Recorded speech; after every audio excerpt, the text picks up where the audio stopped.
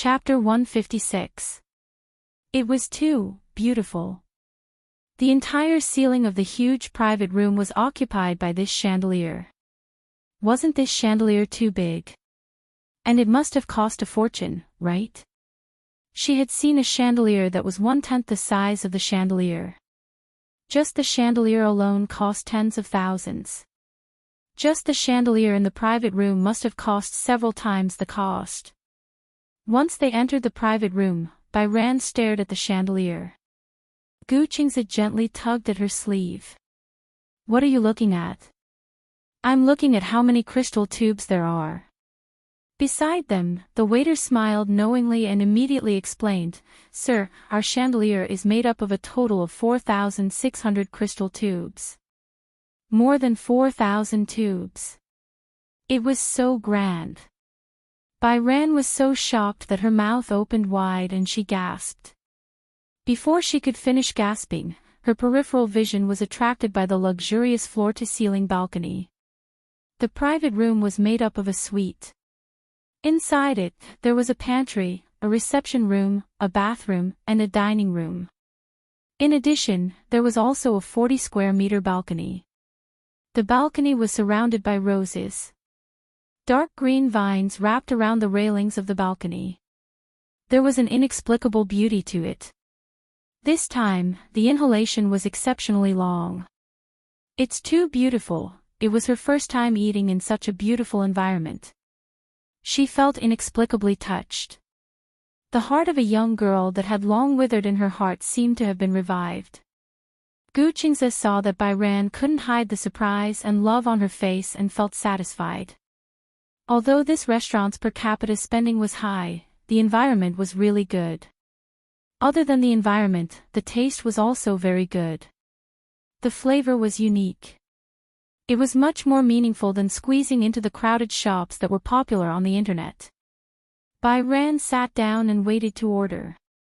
However, after the waiter settled them down, he lit the candles and left quietly. Byran was speechless. "What's going on?" Guqingzi raised his eyebrows. What do you mean what's going on? Isn't anyone ordering?" "Ordering."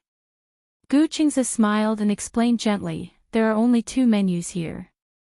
One is the family menu, and the other is the lover's menu. The dishes on the menu are fixed. You can't choose." Byran felt that this way of eating was a little novel, but he still couldn't help but worry. However, if the set meal is fixed, then won't it be too much to eat? The amount here is based on everyone's average appetite. It won't be a lot. Moreover, it's very delicious. Even if you're full, you won't notice it easily. It had to be said that the owner of the restaurant had a unique way of doing business. Imagine a dish that was incomparably delicious, but there was only a fixed amount of it. No matter how delicious something was, it was inevitable that one would get sick of it after eating too much. With such a fixed amount of food, there would be nothing left after eating it. If one felt that it was delicious, they would feel that it was not enough.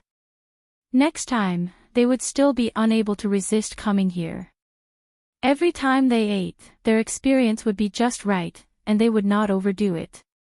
Instead, it would leave them with an incomparable aftertaste. It was said that a couple came here for a meal on their first date. Since then, they were obsessed with the delicacies here and would come here a few times a month. The expenses here were very high. It was already good enough that he rarely came here. It was too extravagant to come a few times a month.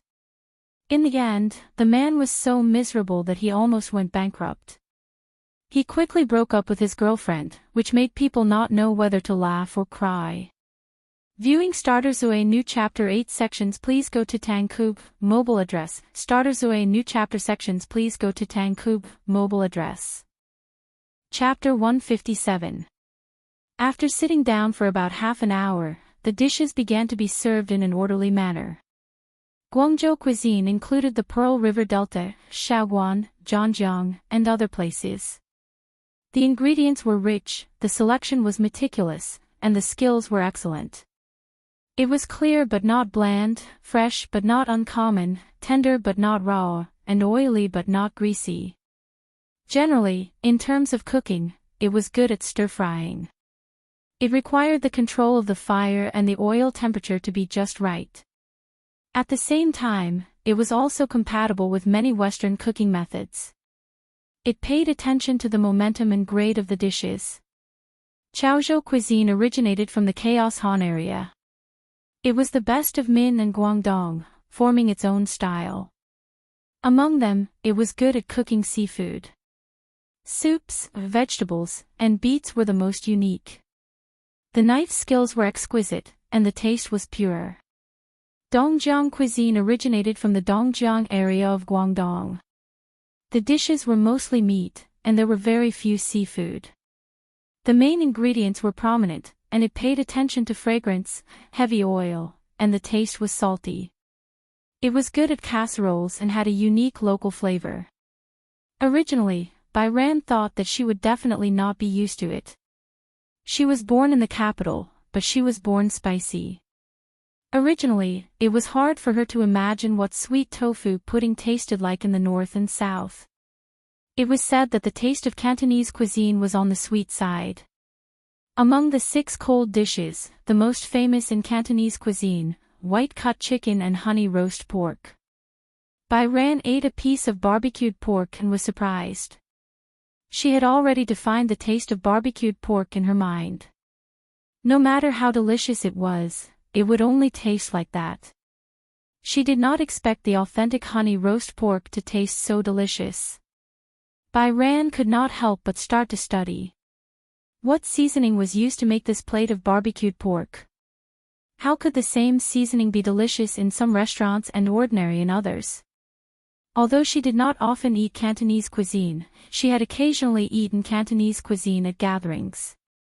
The taste was not so authentic and delicious. It was so delicious that she cried tears of happiness. Bai Ran held her chopsticks and was still intoxicated by the aftertaste of the barbecued pork. Gu Qingze recommended another set of Hong Kong-style shrimp dumplings. Eat this. Okay. Bai Ran was really conquered by the delicious taste of Cantonese cuisine. Seeing that Gu Qingze strongly recommended the shrimp dumplings, she immediately reached out her chopsticks and picked one up. He put a thin and tender prawn dumpling into his mouth. Before he could chew it carefully, the skin broke under the gentle bite of his teeth. The fresh and tender gravy and the delicious aroma of the prawns immediately rushed into his mouth. Ugh, Bai Hao's eyes brightened. He couldn't help but twist his body and shake his head. He looked so cute. Gu Qingze didn't know whether to laugh or cry. This is so fun. Why are you jumping up and down while eating? It was as if they were dancing. Delicious. Bai Hao couldn't help but pick up another one. As soon as he put it into his mouth, he started to nod like a little rabbit. Gu Qingze had never seen a person who wanted nothing more than to dance while eating. Ever since he was young, he had received a strict upbringing. Gu Jinglian was especially strict when it came to family education. Although they were not as strict as before, they had more rules than ordinary families. When he was young, whenever he ate something delicious, his body would shake uncontrollably. However, as he gradually grew up, he followed the rules and basically did not show any emotions when he ate. Whether it was delicious or not, it was all the same. If Bai Ran behaved like this, Gu Jinglian would say that he had no manners. However, he felt that Bai Hao's unruly display of his true feelings was very cute. Chapter 158. At the airport. It was packed with people. Many fans were holding flowers in their hands, eagerly anticipating the appearance of their idol. They were all looking at the screen, waiting for the flight carrying their idol to land in front of them. Mu Yueyao stood at the closest spot, leaning against the railing. She was holding the flowers in her hands, feeling a little nervous. Suddenly, a scream came from the crowd. Jing Yang is here. The next second, a group of intimidating bodyguards appeared at the arrival gate. The men in black suits cleared the way. Even though there were so many bodyguards surrounding him, a tall figure stood out among them. Immediately after, the media, who were waiting at the scene, rushed forward like crazy. The cameras flashed and Jing Yang's black sunglasses came in handy. He was wearing a slim-fit coat and a mask. The flight from America to Hong Kong was very long. He looked a little tired as he walked forward with his head lowered. When Mu Yueyao saw Jing Yang, she immediately went up to him with the flowers in her arms. "Brother Jing Yang." Before she could finish her sentence, the man in the center of the circle suddenly turned around. However, when his gaze landed on her, he immediately turned away coldly. Mu Yueyao was stunned. He had clearly seen her, but he ignored her. While she was in a daze, she was pushed to the ground by the crowd.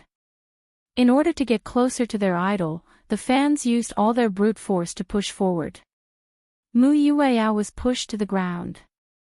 When she got up in a daze, the crowd had already gone far away. The flowers in her arms fell to the ground in the midst of the shoving. Countless feet trampled over them. The petals fell and were crushed, almost turning into mush. Mu Yueyao looked at the bouquet of flowers and her tears fell. Her heart seemed to have turned into countless petals and was extremely broken. He saw her, but he didn't stop walking. Instead, he quickly left the airport under the protection of the bodyguards. In the blink of an eye, she was the only one left in the originally crowded arrival hall. When the cleaning auntie saw her, she immediately walked over and asked with concern, "Are you okay?" Mu Yueyao curled her lips and smiled. She wanted to smile, but her tears fell even more violently. How did it become like this? He used to be her strongest pillar of support. But now, they were like strangers. He walked past her, his eyes cold and indifferent. He didn't even look back. Yueyao silently picked up the flowers on the ground and hugged them tightly in her arms. She squatted on the ground and was stared at by the staff. She couldn't help but feel a little embarrassed and immediately buried her head in her arms. This girl is so beautiful. Why is she crying so sadly? They seem to be Jing Yang's fans. These children, instead of studying, they came here to chase after celebrities. I wonder if they treat their idols so well, but how do they treat their parents? Do you still need to ask? He must be an ingrate. The flowers were crushed, but he didn't even look at his idol. The group of people seemed to be regretful and mocking as they shook their heads and left in twos and threes. Mu Yueyao didn't seem to hear what they were saying. She hugged the flowers and walked towards the door alone. At the entrance, the fans still left every day, chattering about the itinerary for the next day. It seemed that Jing Yang had already left in his car. Viewing starters Zue New Chapter 8 Sections Welcome to Hall of Visitors, Mobile Address. Chapter 159. Yueyao quietly walked along the main road of the airport with the flowers in her arms. This was a place not far from the drop-off area. The taxi arrived with the guests and left with the guests. On the huge overpass, she was the only one walking on the side of the road. Her back view looked lonely. During this time, countless cars brushed past her and almost hit her, but her expression did not change at all. However, the passers-by could not help but feel frightened when they saw her. They stopped their cars from time to time to remind her. "Young lady, it's so late. Why are you walking on the street alone? Where are you going? Get in the car. Take a ride." Yueyao only shook her head. She did not hear what they were saying at all. Whether it was out of concern or other intentions, she just hoped that these noises would be as far away from her as possible. Until a nanny van stopped behind her. Honk, honk, honk. The car honked. The sudden movement gave her a big fright. Yueyao hugged the scattered flowers and turned around in surprise. However, she only saw a pair of particularly glaring lights. She saw the Mercedes-Benz logo and saw the completely dark car window. She frowned and looked at it suspiciously. Just as she was about to turn around. Behind her, there were a few more honking sounds. This time, she was completely annoyed. Mu Yueyao hugged the flowers and walked toward the door of the front passenger seat. However, the door of the back seat opened and a man in a black suit walked out. He looked like a bodyguard. "Miss Yueyao, please get in the car." "Get in the car." Mu Yueyao was suspicious. "What are you doing?" "Please get in the car." The man repeated again, but his attitude was surprisingly good. Mu Yueyao could not help but look at the back seat. From her angle, she could vaguely see the silhouette of a man. She was a little surprised. From the silhouette of this figure, she immediately thought of Jing Yang. Could it be him? Mu Yueyao walked toward the car door again. However, the bodyguard raised his hand and gently pressed it against her back, pushing her into the car. After some hesitation, Yueyao sat in the back seat. However, she suddenly became reserved. Jing Yang did not speak. He just looked ahead. The bodyguard got into the front passenger seat and closed the door, cutting off all the noise outside the car. The soundproofing of the car was very good. She could even clearly hear the man's steady and quiet breathing beside her. She was at a loss for a moment. She lowered her head and looked at the flowers in her arms that had been crushed by someone's foot. She was even more embarrassed. In his opinion, she must be very stupid. He wanted to throw it away, but he couldn't just open the window and throw it away. Mu Yueyao hugged the flowers tightly in annoyance. She didn't know whether to throw them away or not. She just sat there like a fool. The man beside her didn't say anything, and he didn't even pay attention to her. His eyes were looking out the window, and she didn't know what he was looking at. After a long time, he suddenly spoke. "Don't do this kind of thing again." "Such a thing?" Yueyao widened her eyes in surprise. "What's the matter?" Jing Yang did not look at her. Instead, he snorted. "What do you think?" Mu Yueyao felt a little wronged. She had traveled thousands of miles to Hong Kong just to pick him up from the airport, but he brushed it off by saying, "Such a thing." No matter how warm her heart was, it was instantly splashed with a basin of cold water. "I know." Mu Yueyao was a little peeved.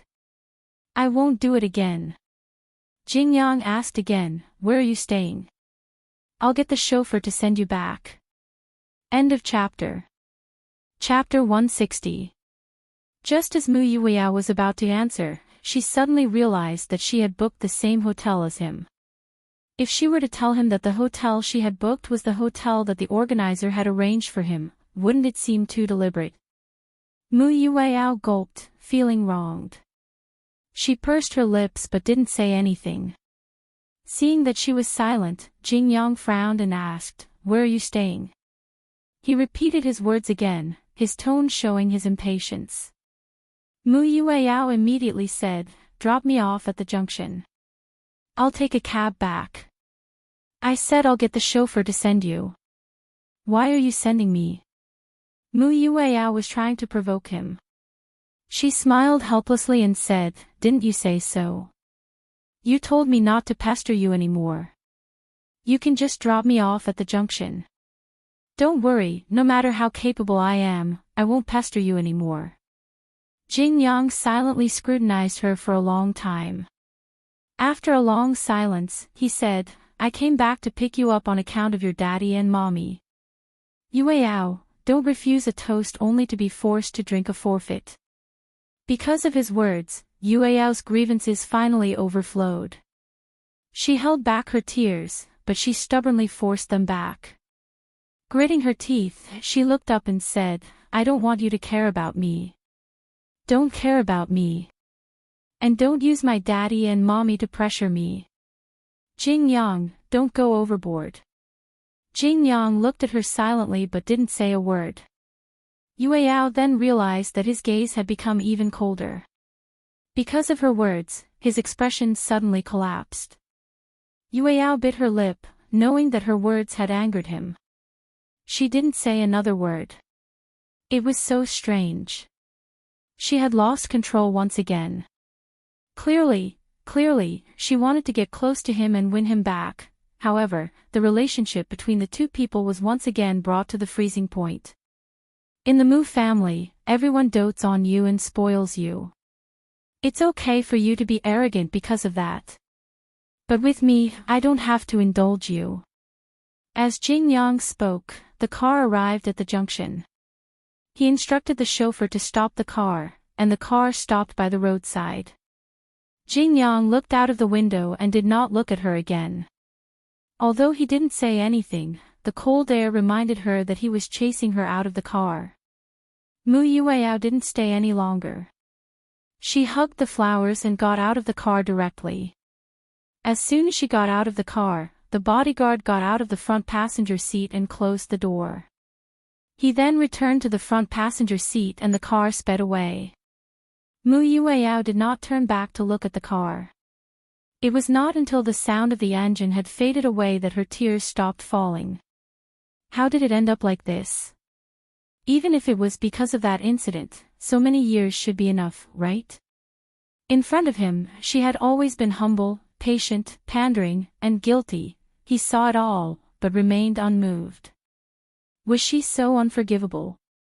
Even if she was young and ignorant and made a mistake, after so many years, even if he didn't forgive her, he wouldn't look at her with such hatred. If apologizing was useful, she was willing to apologize to him 1,000,000 times. If there was a way to pay for her mistakes, she was willing to do everything she could to repay the past. But, the past could no longer be reversed. Why couldn't he forgive her? Mu Yueyao stood by the roadside. At this moment, the street was no longer as busy as before. There were few pedestrians and only cars coming and going. She knew that he wouldn't instruct the chauffeur to turn around. He had really abandoned her. Chapter 161. Mu Yueyao returned to the hotel and walked into the elevator. She wanted to swipe her card, but when she searched all her pockets, she realized that her bag was gone. The card was in her bag, but she couldn't find her bag. Mu Yueyao was stunned. She furrowed her brows. Even when the elevator door slowly closed and started to rise, she was still in a daze. Where was her bag? She remembered that she was carrying it when she went to the airport, but when she came back, she couldn't remember when her bag had suddenly disappeared. When she came back, she walked all the way back and didn't seem to have met anyone. In the end, she hailed a taxi. Yes, when she paid for the taxi, her bag seemed to still be beside her. Mu Yueyao couldn't remember at that moment. Her bag was really gone. Other than the hotel card, her passport and all her other documents were in her bag. Ah! Mu Yueyao then realized the seriousness of the matter. Damn it! The money and bank cards didn't matter. Although she had a credit card, the credit card limit was relatively small. Besides, she could cancel it at the bank at any time. But those documents and all kinds of proof, and most importantly, if she lost her room card, where should she stay tonight? Unknowingly, the elevator doors opened again with a ding. When the doors opened, Mu Yueyao looked up. However, when she saw a group of people standing at the door, she was completely stunned again. She bumped into him again, Jing Yang. He must have returned to the hotel early, but he didn't appear alone. Besides his manager and assistant, there was also a gorgeously dressed and extremely beautiful girl beside him. She was dressed sexily and when she smiled, there was a hint of coquettishness. The reason why Mu Yueyao was stunned was because this girl was standing right next to Jing Yang without any gap between them. They looked really intimate. Jing Yang was originally talking to the girl beside him. When he turned his head and saw Mu Yueyao standing in the elevator, he was also stunned for a moment. He suddenly reached out and held the girl's hand. The girl was also stunned for a moment. Her face immediately turned red and she held Jing Yang's hand back shyly and intimately. The two of them held hands tightly and walked into the elevator together. The hotel's VIP elevator wasn't very big to begin with. When the group of 5 walked into the elevator, Yueyao was immediately squeezed into a corner. She wasn't very tall, and from her angle, she could only see Jing Yang and the girl holding hands tightly. She was separated from the two of them by 2 assistants, but she could vaguely feel that they had a close relationship. It was already so late, where were they going? Furthermore, Jing Yang was staying in this hotel. The others were either agents or assistants. What about this girl? It was already so late, why would she appear together with him? Could it be? Was she the partner the organizer had arranged for Jing Yang? It was said that for many celebrities, the organizers would considerately prepare a beautiful girl for the male celebrity to accompany them. During these few days of local activities, this girl would always be by his side, doing whatever he wanted. Many male idols couldn't fall in love during the contract period, let alone get married. However, physiological needs could not be ignored. Therefore, the organizers took these problems into consideration and usually arranged for a girl of such status. Usually, when the celebrity returned to the hotel, the girl would already be waiting in the room. At this time, were they preparing to go out for supper or to go to a nightclub to drink? Chapter 162. At the thought of this, Mu Yueao's face turned green. Was this the girl that the organizers had assigned to him? Looking at this girl's appearance, she was of the highest quality. However, the air of a prostitute in her movements could not be concealed. In the past, he wouldn't even look at this kind of girl. Now, seeing him so close to this girl, so intimate, there was a tacit understanding between the two of them that people couldn't bear to look at. Mu Yueyao had to admit that she was jealous. Why did he suddenly become so depraved? Or was he doing it on purpose for her to see? But how did he know that she would appear in this hotel? Mu Yueao's emotions were in a mess. Little did she know that while she was silently observing Jing Yang, the girl beside Jing Yang was also silently observing her. Seeing that Mu Yueyao was staring at Jing Yang, the girl snorted and laughed. "You're Jing Yang's fan, aren't you?" As soon as she said this, everyone looked in Mu Yueao's direction. Except for Jing Yang. His gaze never fell on her. He only looked silently in the direction of the elevator door. The girl tightened her grip on Jing Yang's arm again and said mockingly, "As a fan, can't you be a little more sensible? Jing Yang has already made it clear that he doesn't like sightseeing fans, especially sightseeing fans who chase him to the hotel." Mu Yueyao looked at her silently. Not to be outdone, she retorted, "And who are you?" This rhetorical question stumped her. The girl looked at Jing Yang and then looked at Mu Yueyao. She snorted coldly and said, "What right do you have to ask? How can you be so sure that I'm a fan?" Mu Yueyao suddenly said mockingly, "Why don't you suspect that I'm a paparazzi?" When the girl heard this, her expression changed and she looked at Jing Yang worriedly. Jing Yang finally turned his head and glanced indifferently at Mu Yueyao. But he still didn't say anything and turned his head back. The girl furrowed her brows worriedly. She knew that Jing Yang especially hated paparazzi. If this girl was really a paparazzi, then if the news of her spending the night with Jing Yang got out, Jing Yang would definitely be angry. But she was a little suspicious. It wasn't that she was biased against the paparazzi. Instead, as paparazzi, they often had to stay up all night just to wait for news. It was common for them to stay up all night. The girl in front of her was prettier than her. One had to know that the reason she was able to reach this step was because of her one-in-a-million looks. She had always been proud of her looks, but when she saw Mu Yueyao, she suddenly felt ashamed of her own inferiority. In other words, if she had such a beautiful face, why would she want to work as a paparazzi? The girl was surprised and suspicious, but Mu Yueyao turned her head to Jing Yang and asked with the aura of a main wife, Jing Yang, who is she? Jing Yang retorted coldly, what does it have to do with you? Is she your date? Mu Yueyao went straight to the point. Jing Yang stared at her silently for a moment. Then he suddenly smirked and said, she's my date. Date? Mu Yueyao's lips twitched violently. What date? You don't have to ask about that. Just as he finished speaking, the elevator happened to reach the first floor and opened with a ding.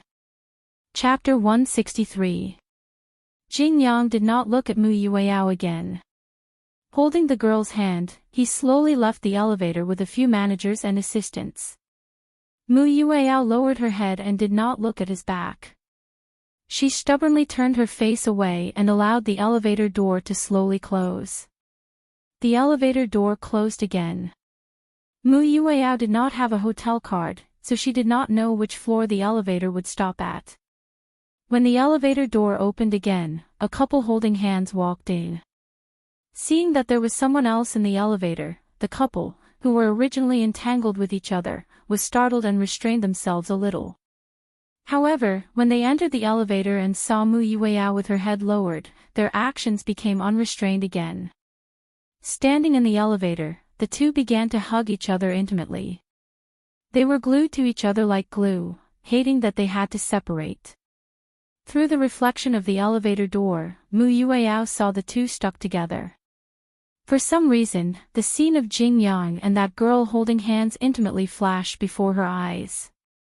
Her heart instantly sank. Woo woo woo, Mu Yueyao's heart felt as if it was being wrenched. She felt so silly. Since young, Mu Yaja and Yun Shishir had doted on her. In addition, her two elder brothers, Mu Yichen and Yun Tianyu, had doted on her all the way. No one had ever treated her like this. She admitted that she was partly responsible for that matter, but did she not even have the right to atone for her sins in his eyes? Was he taking revenge on her? Or did he purely like that girl? No matter which answer it was, Mu Yueyao could not bear to see it. Mu Yueyao's heart sank fiercely. She hugged her knees and squatted on the floor. All of a sudden, she did not even have the strength to cry. The couple at the side was shocked when they heard her suddenly cry. The girl in front of them suddenly lost control of her emotions, causing them to lose interest in being intimate with her.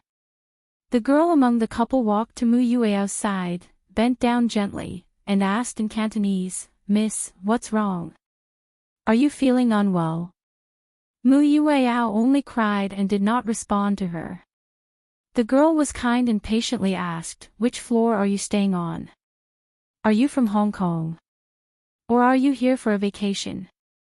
Do you have any companions? What happened?" When Mu Yueyao heard the girl's impatient voice, she felt that the world was getting darker and darker. She wished she could bury her head in her arms, but at the same time, she wished she could drown herself in the universe. It would be best if no one could find her. She felt that she was really stupid. For the sake of her sweetheart, she had followed him all the way to Hong Kong, but she had never expected to be humiliated like this. His mood was so low that it couldn't get any lower. The girl stood up in a daze. She glanced at her boyfriend and sighed helplessly. Chu and I isn't even willing to tell. She screamed so miserably. What a sinister technique. Could it be because she was heartbroken? The boy shook his head and replied in Cantonese, "You don't need to control him. Just go to the lobby manager." When the elevator reached the first floor, the couple walked out. The girl wanted to help Mu Yueyao up, but seeing that she didn't even have the strength to stand up, she simply squatted beside her and accompanied her. The boy hurriedly went to find the lobby manager. Not long after, the boy rushed over with the lobby manager. When he saw Mu Yueyao, the lobby manager frowned slightly and suddenly asked tentatively, "Miss Yueyao?" Mu Yueyao still didn't move. She only buried her head, as if she couldn't hear anything. Chapter 164. Just as everyone was at a loss, Mu Yueyao suddenly buried her face in her arms and muttered painfully, "I thought everything would pass. What do you mean?" No one knew what she was muttering about. Mu Yueyao suddenly lost control and said, "If only I was the one who died back then." She covered her ears and closed her eyes. Suddenly, she felt as if she could see Jing Yang's soulless back outside the corridor of the hospital.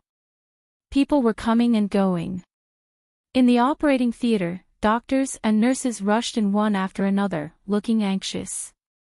Jing Yang's face was pale as he stared at her angrily and suspiciously. Mu Yueyao looked at her hands again and suddenly realized that her hands were covered in blood stains. The person lying in the operating theater was his closest relative, his mother. Because of her, it was all because of her that the mother and son were separated forever. Jing Yang dashed over and grabbed her by the shoulders. His eyes were bloodshot. "Mu Yueyao, what do you want?" The nightmare repeated itself. Mu Yueyao was so shocked that she broke out in cold sweat. She choked and said, "I didn't want to. I'd rather the person lying in there was me, then why don't you die?" Jing Yang lost control and roared at her. Mu Yueyao was so frightened that she curled up into a ball. She leaned against the wall and slid down slowly. "If anything happens to my mother, I'll hate you forever." With that, Jing Yang turned around and left. At that time, she did not even have the courage to look at him. "I'd rather die. I was wrong, I know I was wrong." Mu Yueyao covered her ears as if she was hallucinating. In the midst of the heavy traffic, she was pushed hard and felt the world spinning. She propped herself up again and looked back. However, all she heard was the screams of countless passers-by. "Ah! Oh my God!" A big truck ran over a living person. It ran over her body. "It's definitely useless. Oh my God, there's blood everywhere. It's so scary. Quick, call the police and the ambulance." Mu Yueyao got up from the ground in a daze and staggered to stabilize her center of gravity. However, she saw that the scene not far away was already surrounded by people. Many girls screamed in fear. Order was once in chaos. There were people around her constantly asking about her well-being, but she couldn't hear anything clearly. The traffic police came quickly. She had just passed through the crowd when the police came to pull up the cordon. The driver stood by the side, looking at the people on the ground and sighing. Yueyao finally pushed the crowd aside, but she saw a scene that she would never forget in her life. The woman was crushed by the huge wheels of the truck. Half of her body was exposed as she lay on her back, blood foaming at the corner of her mouth. "Help! Help!" Mu Yueyao finally reacted and screamed in panic, "Help! Help! Is the ambulance here?" She only had one thought at that time, and that was to lift the car and drag out the person under the wheels. Therefore, she rushed forward without a care for her own safety and hugged the huge tire of the truck with both hands. The traffic police on the side immediately pulled her back. "Save them! Save them!" Mu Yueyao screamed at the top of her lungs, "Save my mom! She's my mom! Save! Save my mom!" Mother Jing's gentle words seemed to echo in her ears. "You like Yang Yang. When you grow up, marry Yang Yang, okay? Okay. That's great. Then, from now on, you'll call me mom like Jing Yang." Chapter 165. She felt like she was drowning in a sea of darkness.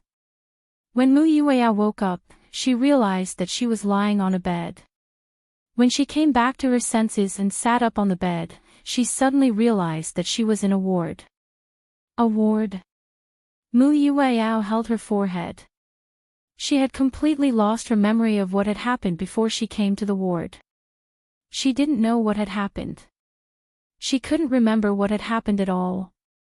"You're awake." A stern and familiar voice came from the side.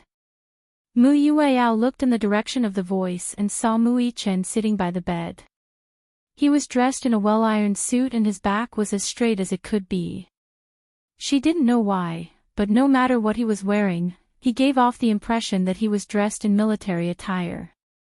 Mu Yueao was stunned. "Brother, yeah." Mu Yichen snorted coldly and didn't say a word. He frowned and adjusted his posture. He sneered expressionlessly, "You came to Hong Kong without your family's permission and went through all sorts of trouble. Do you want to go to heaven?" "No. I didn't." Mu Yichen suddenly leaned over and held her chin. His tone was stiff as he said, "Look at you now. You're so haggard. How did you get yourself into this state?" Mu Yueao slapped his hand away gloomily. She turned around and looked at the television. Through the reflection on the screen, she indeed saw her extremely haggard face. She couldn't recover from the setback. Mu Yichen couldn't bear to yell at her when he saw her pitiful look. He raised his eyebrows and asked, "What's the matter? Why do you look so aggrieved?" "Brother," Mu Yueao's voice trembled like a little lamb and she looked even more pitiful.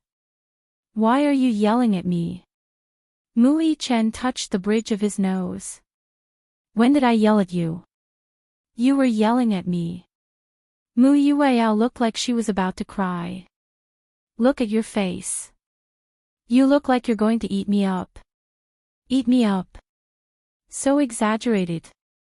Mu Yichen nervously turned around. Behind Yueao's back, he secretly took out his phone to take a picture of himself and touched his face. Oh. He didn't seem to be very fierce. However, his expression seemed to be a little more serious. It seemed so. Mu Yichen cleared his throat and looked at Yueao. She pursed her lips and looked like she wanted to cry, but no tears came out. "All right."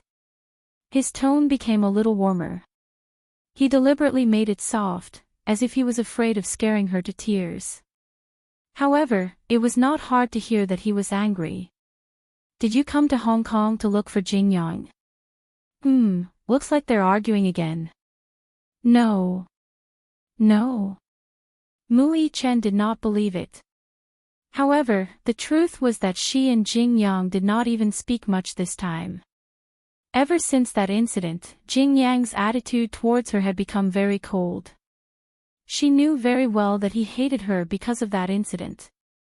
However, she thought that besides hatred, he should at least show some concern and care for her, right?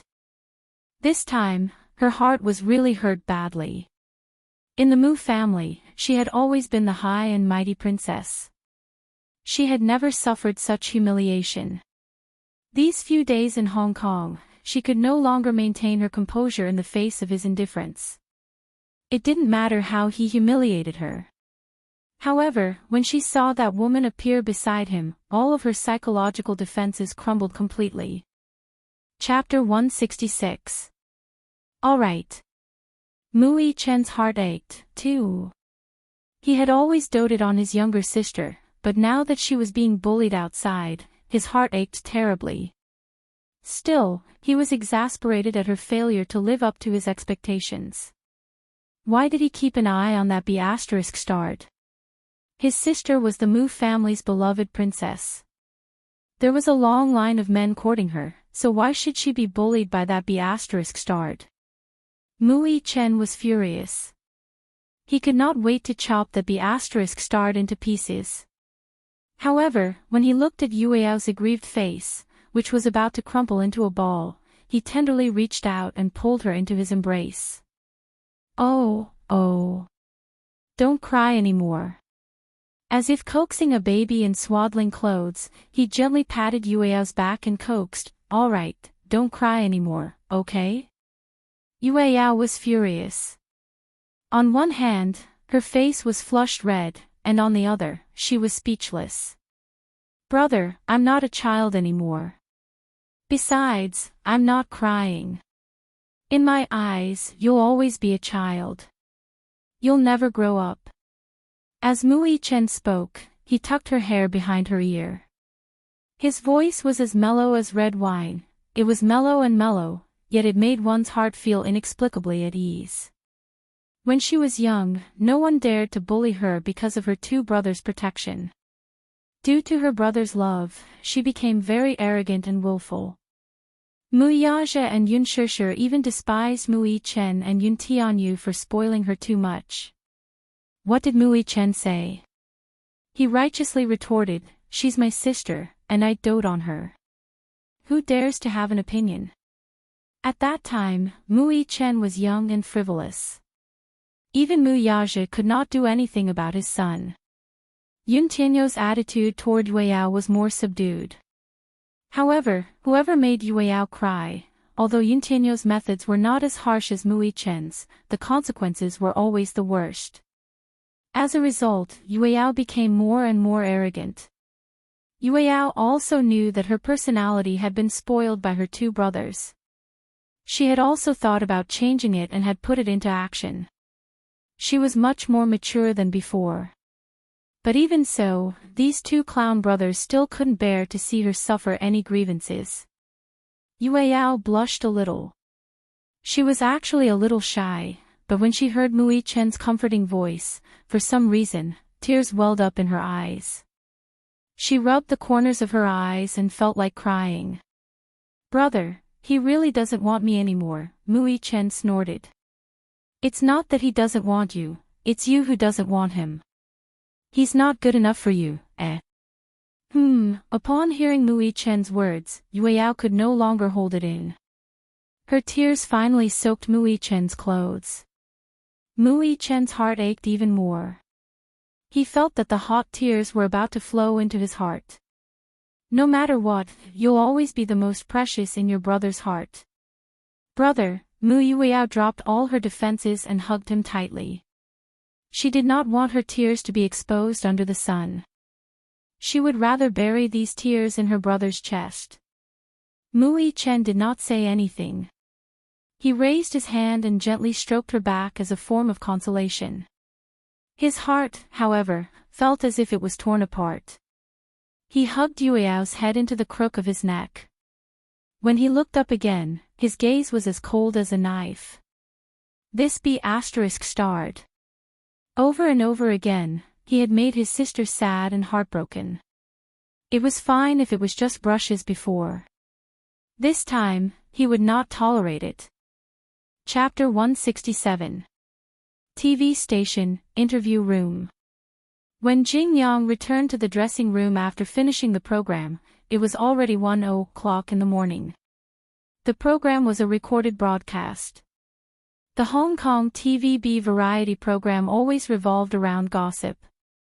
Jing Yang endured and ended the interview patiently. He was exhausted.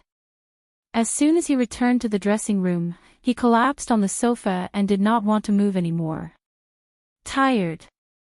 Exhausted. At this moment, his mind was filled with Mu Yueyao's disappointed face. According to the hotel manager, a girl fainted in the elevator yesterday. She was rushed to the hospital and there was no news of her since then. He suspected that it was Mu Yueyao. Because her name could no longer be found in the hotel's guest information. She had already checked out of the hotel. What happened? She fainted. What happened? Countless questions filled his head and he had a splitting headache. Yesterday, he agreed to a dinner party and the investor asked this girl to accompany him. He did not expect to bump into her in the elevator. Jing Yang did not pay attention to her, but he did not expect that something would happen not long after he left. "Jing Yang, are you tired? Do you want to drink some coffee?" Beside him, his assistant kindly served him a freshly brewed coffee. When Jing Yang smelled the bitter taste of the instant coffee, he could not help but want to vomit. He covered his mouth and waved his hand. The assistant immediately understood and left with the coffee. She knew that Jing Yang's mood was not very good these 2 days. No. It should be said that since he stepped into the entertainment industry, he had never shown a real smile. There was once a program that asked him why he wanted to enter the entertainment industry. He was a top economics student at a 985 university. However, he did not choose to pursue a postgraduate study in economics.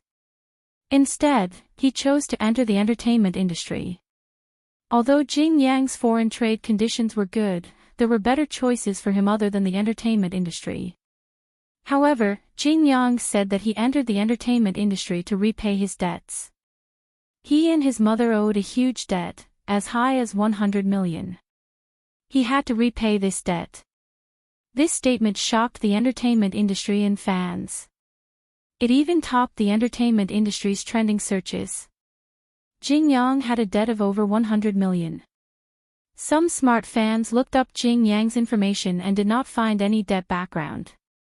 There was no record of him being executed. A young man who did not gamble, did not have any bad habits, and came from a clean family background. Where did this debt of over 100 million come from? No one knew. After that, there were also people who asked Jing Yang out of curiosity to verify the debt. However, Jing Yang avoided answering them and only said that he would retire from the entertainment industry after he earned 100 million.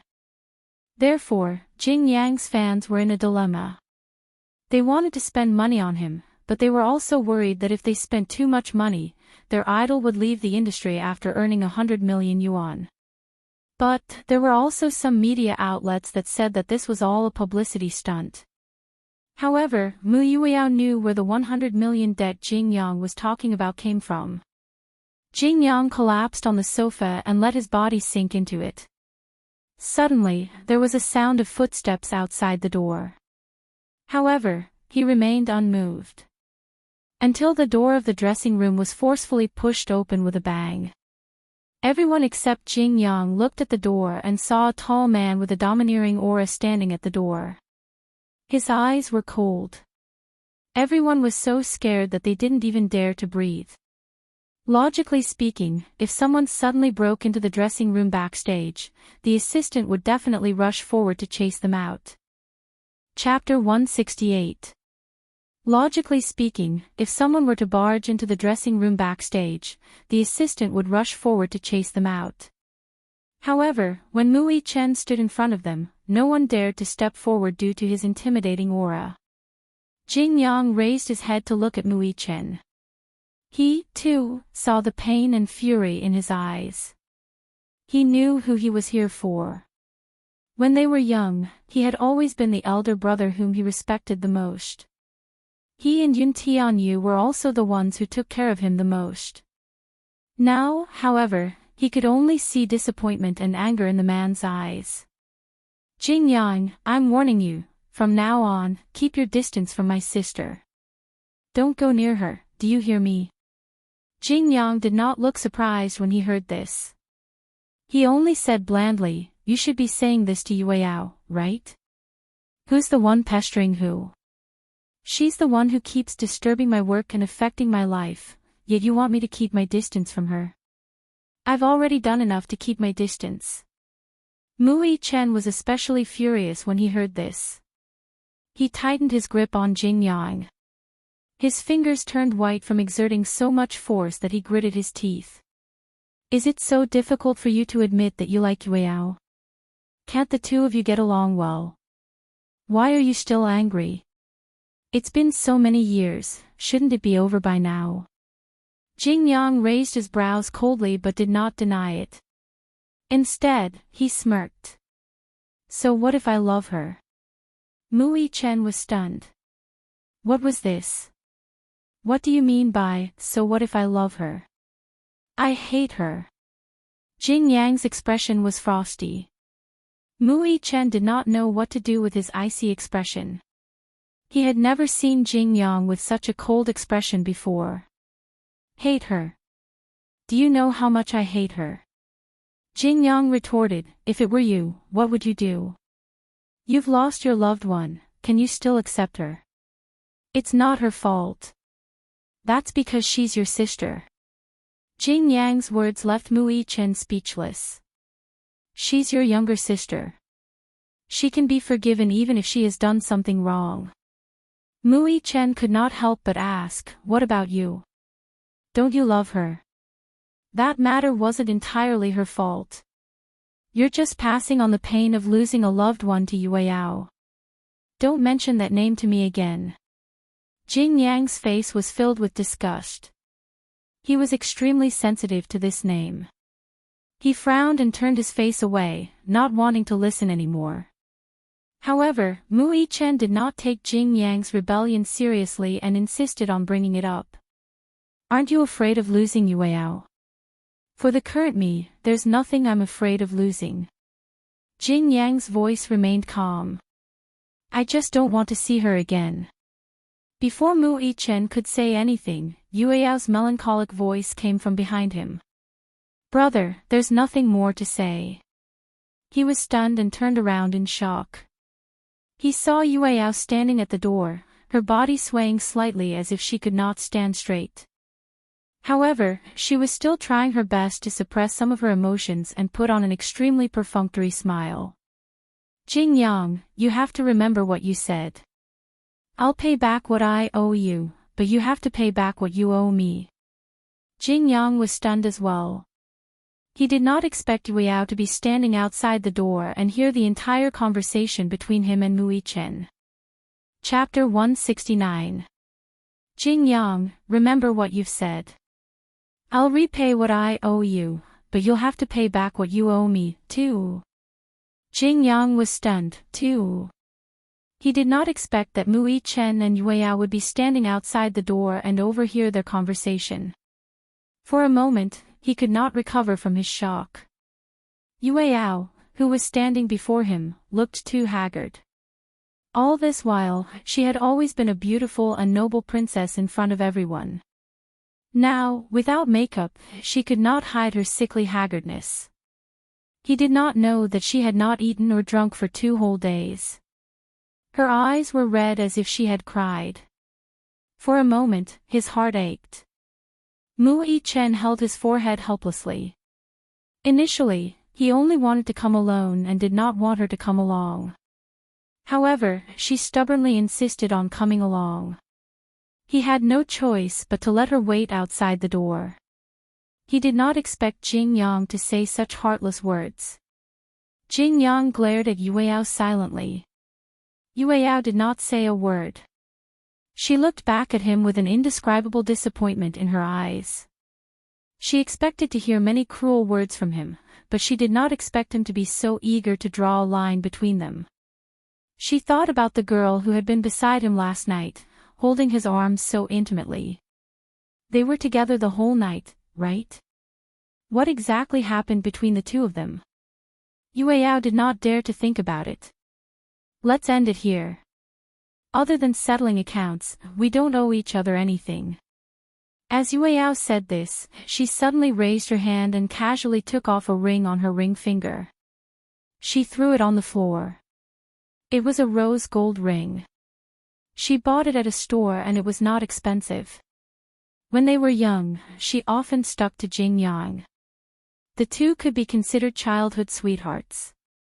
Whether it was the Mu family or Jing Yang's mother, they were sure that they would get married when they grew up. At that time, the two little guys were very close. Other than Mu Yichen and Yun Tianyu, it seemed that only Jing Yang could tolerate her princess-like temper.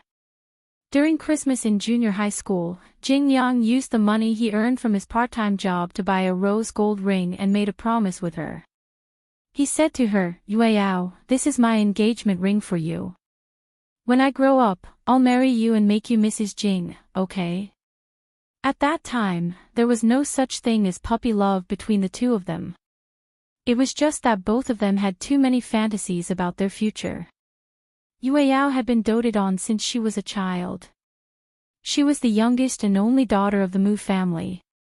She was the princess. Jing Yang didn't come from a rich family like her, but the Mu family took special care of him. Jing Yang's mother did not remarry. It was not easy for her to raise Jing Yang alone. Originally, she had planned to give birth to the child and return to the countryside to develop. The cost of living in the capital was too high, and it was hard to get by. But how could Mu Yueyao bear to let Jing Yang leave?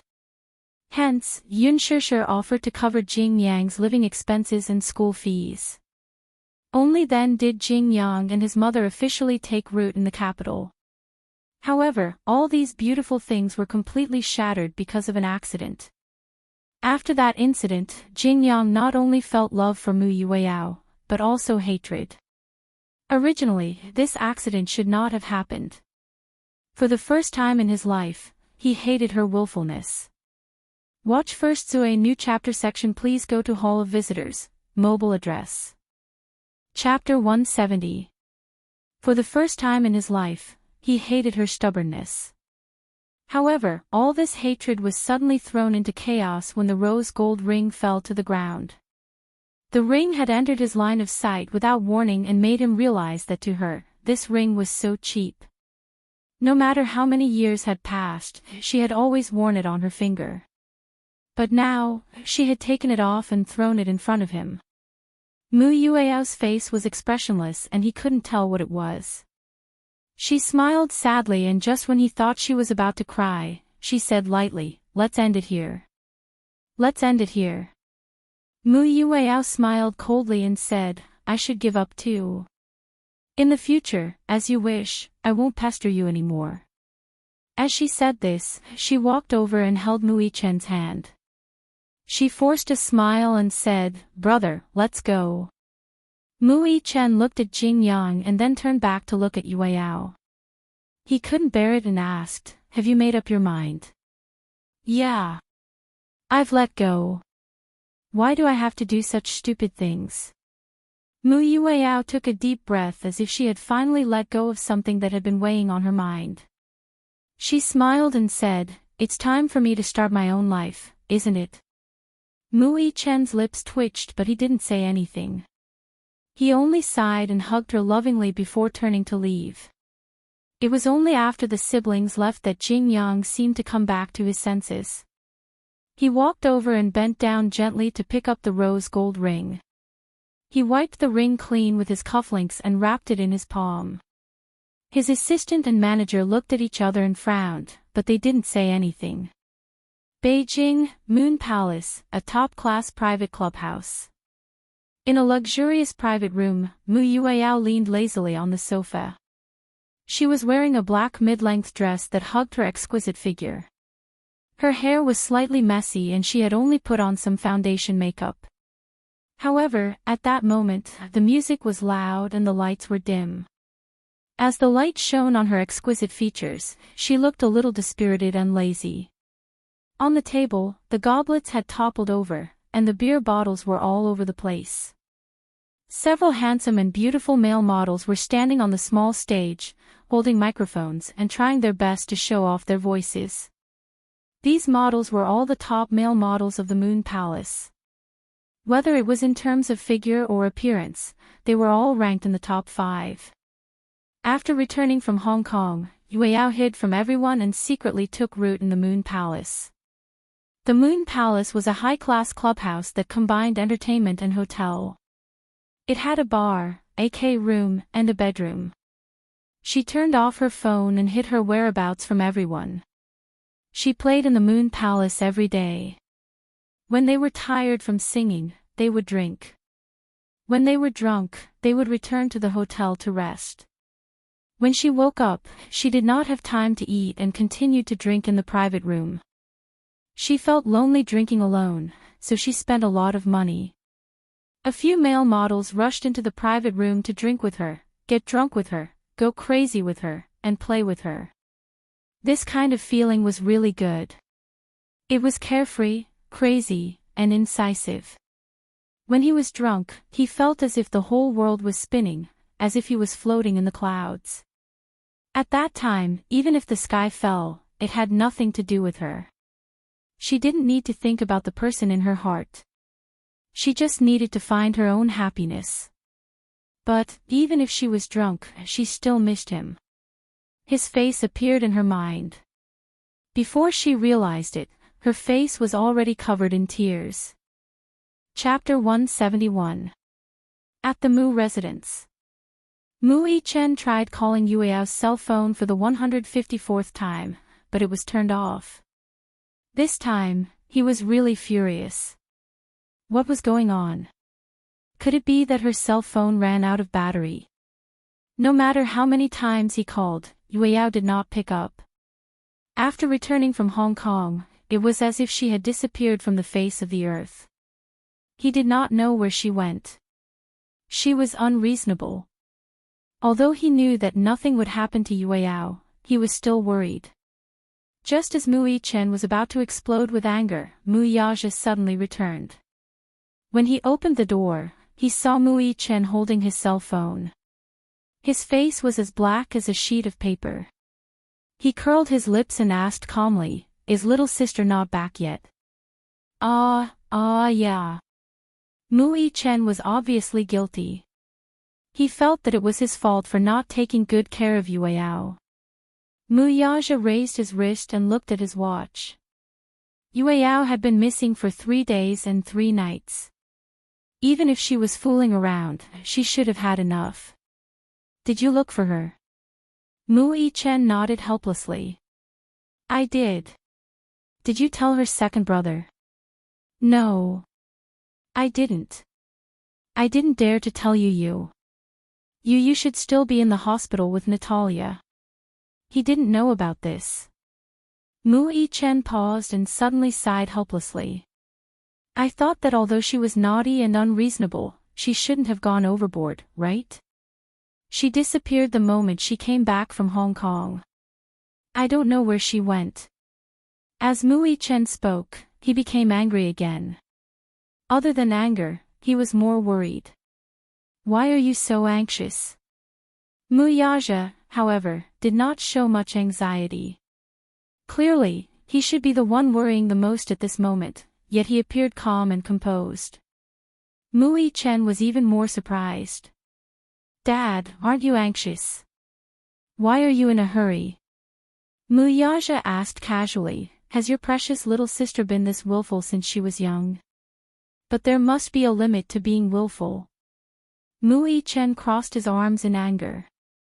This is too much. She doesn't know how to go home every day. What exactly does she want?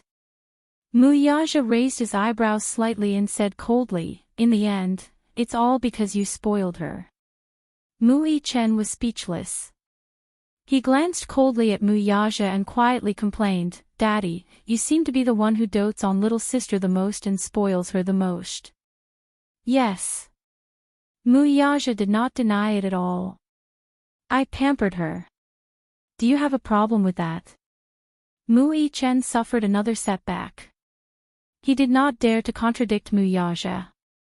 Although he had already grown up, Mu Yaja was still an extremely revered father figure to him. Mu Yichen sighed. Mu Yaja frowned and said, don't worry about this. Go and rest early. Then, what about little sister? I will find her. Mu Yichen frowned and hesitated for a while. In the end, he could not help but say, Daddy, if you find little sister and she is in a bad mood these few days, please don't take it to heart if she says a few words to contradict you. Mu Yaja did not say anything and only said, go to bed early. Oh. Mu Yichen returned to his room. This was because he knew that Mu Yaja must have made a decision by saying so. Since they were young, Yueyao had run away from home many times in a fit of anger. Every time, only Mu Yaja could find her. Moreover, the two of them had a tacit understanding of where she was hiding. Chapter 172. However, no matter where Yueyao hid, she would not tell anyone.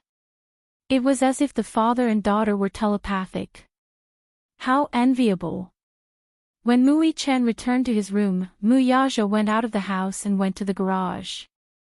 When he saw that Yueyao's Maserati was still at home, he smiled in satisfaction.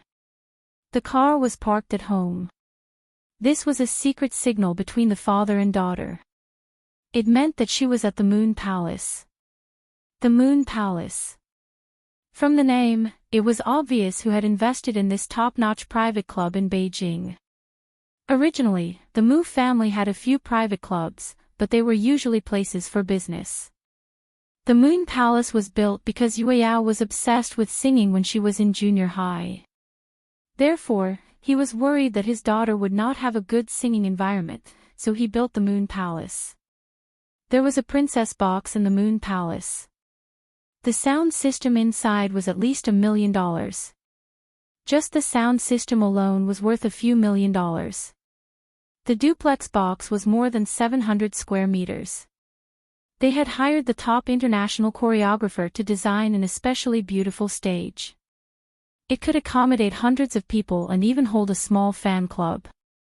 When she was young, Yueyao was definitely the envy of all the students in school. At her birthday party, all the celebrities she liked would appear at her birthday party. There were even celebrities who were proud to attend her birthday party. The scariest thing was that the value of anyone who could attend her birthday party would definitely double. She was at the Moon Palace. Muyaja started the car almost without hesitation and sped toward the Moon Palace.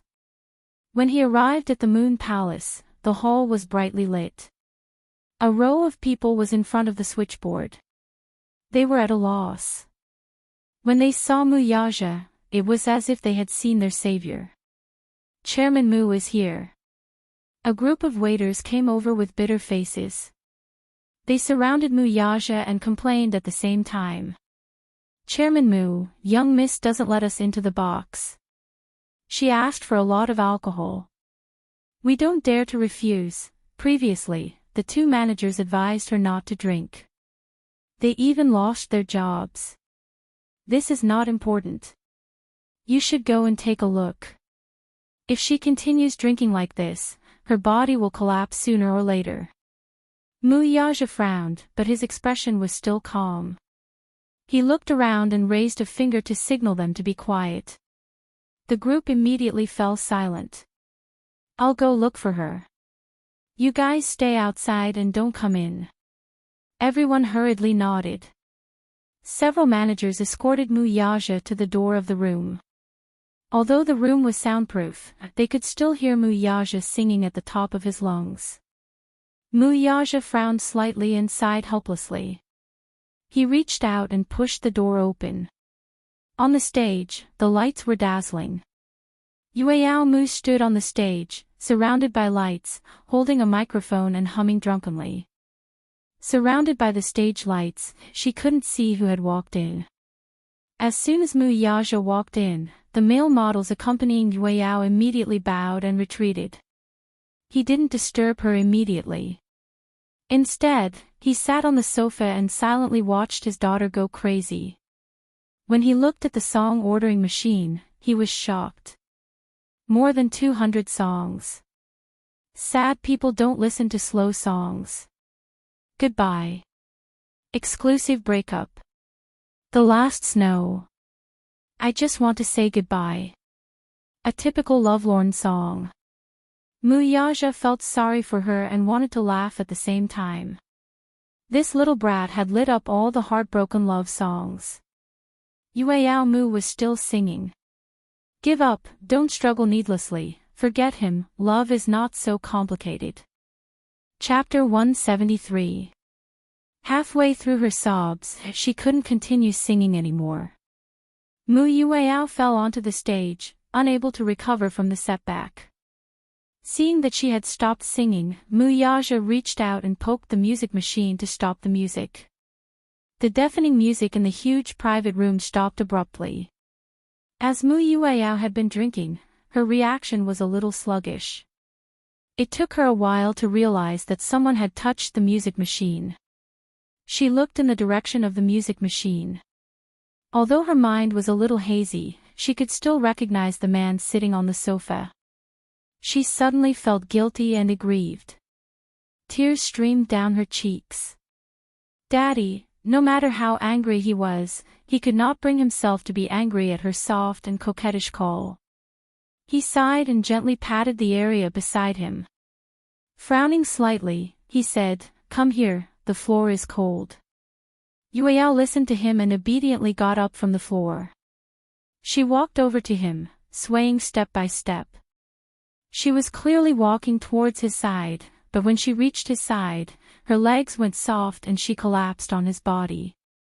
Muyaja carried her lovingly in his arms and gently rubbed her tear-stained eyes. There was a rare tenderness in his eyes. It was no wonder that Yunshishir was always jealous. Before Yueyao was born, she had already mentally prepared herself that if she gave birth to a daughter, this daughter would definitely compete with her for favor. But she hadn't expected that Muyaja would be so biased. After being married for decades, although the husband and wife were glued to each other like glue, they were still incomparably loving. They weren't like an old couple who had been married for many years, treating each other with respect and retaining the feelings of their youth, but, as his daughter gradually grew up, Muyaja placed a lot of focus on Yueyao. Yunshishir had repeatedly emphasized that a grown daughter couldn't be kept at home. No matter what, his daughter had to get married. However, Muyaja said that it was because his daughter was going to get married sooner or later that he had to dote on her. He doted on her so much that in the future, if his future son-in-law didn't dote on his daughter as much as he did, he wouldn't bear to hand his daughter over to someone else. Yunshishir was already considered a Buddhist. But there were many times when she would still be a little jealous of her daughter. This was especially so when she saw Muyaja looking at her daughter dotingly. Her heart ached and she could not help but feel envious. Yueyao took the opportunity to lean her head on his shoulder and didn't say a word. When Muyaja saw this, he frowned and laughed. "What's the matter? Who made my little princess angry this time?" He was pretending that he didn't know what had happened between her and Jingyang. Yueyao wasn't willing to tell him either. How could she possibly complain to Muyaja? Even if she had been wronged, she wouldn't tell him. She didn't dare to imagine what would happen if he got angry with Jingyang because of this. If Muyaja got angry and really wanted to deal with Jingyang, the entire entertainment industry would be shaken. This was between her and Jingyang. She didn't want to implicate anyone else. Moreover, she had drunk alcohol and was in a daze. Perhaps she was tired of crying and was tired of it. Now that her tears had dried, she quietly snuggled up in Muyaja's arms. Finally, she felt that the whole world had quieted down. She was so tired from crying that she felt like her head was swollen and hot. She didn't say anything and Muyaja didn't force her either. Chapter 174. Muyaja didn't force her. She didn't know why, but Yueyao felt her heart calm down when she was by his side. She didn't say anything and didn't know if she was crying. She just wrapped her arms around his waist, sobbing and feeling wronged. Muyaja gently scratched the bridge of her nose and asked gently, "Have you had enough fun outside?" "I'm done, then come home with Daddy." When Yueyao heard this, she shook her head vigorously. Muyaja couldn't help but laugh. "What's the matter? Is there a fierce tiger at home? Don't want to go back?" "Yes." Yueyao said seriously, "I'm afraid that Mommy will eat me up." Muyaja said, "Mommy doesn't know about you playing outside." Why? That clown brother of yours kept it a secret for you. He said that you went on vacation. Then how did you find out?" Muyaja raised his eyebrows and reminded her helplessly, "I saw that he was so anxious these past few days. Although he pretended to be calm in front of your mommy, how could he hide it from me? When I saw that your car was parked in the basement, it meant that you went to the Moon Palace." Realization dawned on Yueyao. She lowered her head guiltily and admitted her mistake sadly. "I'm sorry to have made Daddy worry again." "If it's possible," Muyaja hugged her tightly. "Daddy wants to worry about you for the rest of his life." When Yueyao heard this, her heart trembled violently. She didn't know why, but she felt a little sad. She didn't dare to look up at him. After the alcohol had subsided, she suddenly felt that her behavior these past few days had been a little too willful. As Muyaja hugged Yueyao, he couldn't help but feel emotional. This daughter of his meant something different to him. This was the child that he had nurtured with Yunshishir for the past 10 months. Since the day Yun Shishir was pregnant, he had been taking care of her carefully. At the same time, he fantasized about whether the Xiao Bao in her stomach was a son or a daughter. He sighed with emotion as he held up Yueyao's hand. Her fingers were slender, fair, and slender. Such a beautiful hand also proved that his beloved daughter had finally grown up. The princess in the castle, who was ignorant of worldly affairs, finally had the 7 emotions and 6 desires. She was no longer dejected over matters of the heart. She still remembered that when she was just born, her small and delicate body was just enough for her to support with her 2 hands. Now, she had already grown to be so slender and elegant. Time really passed too quickly. It was like quicksand on one's fingertips, impossible to grasp.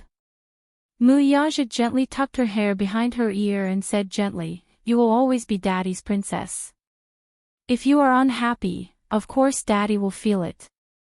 When Yueyao heard this, she didn't know why, but her tears, which had already subsided, suddenly overflowed again. Her eyes were clearly hurting from crying, but she couldn't stop the tears from gushing out. She hugged Muyaja's shoulder and choked with sobs. "I won't marry in the future. I want to be with Daddy and Mommy for the rest of my life."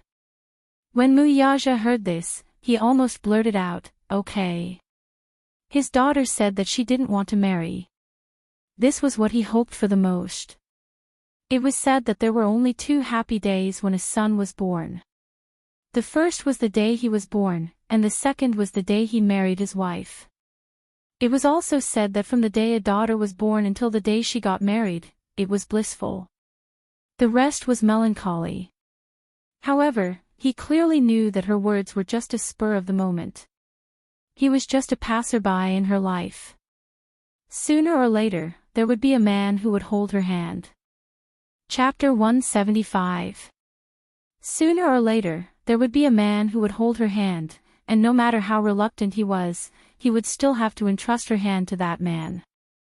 But, no matter what kind of man it was, as long as he bullied her and made her cry, even if it was her own wishful thinking, she couldn't let him know.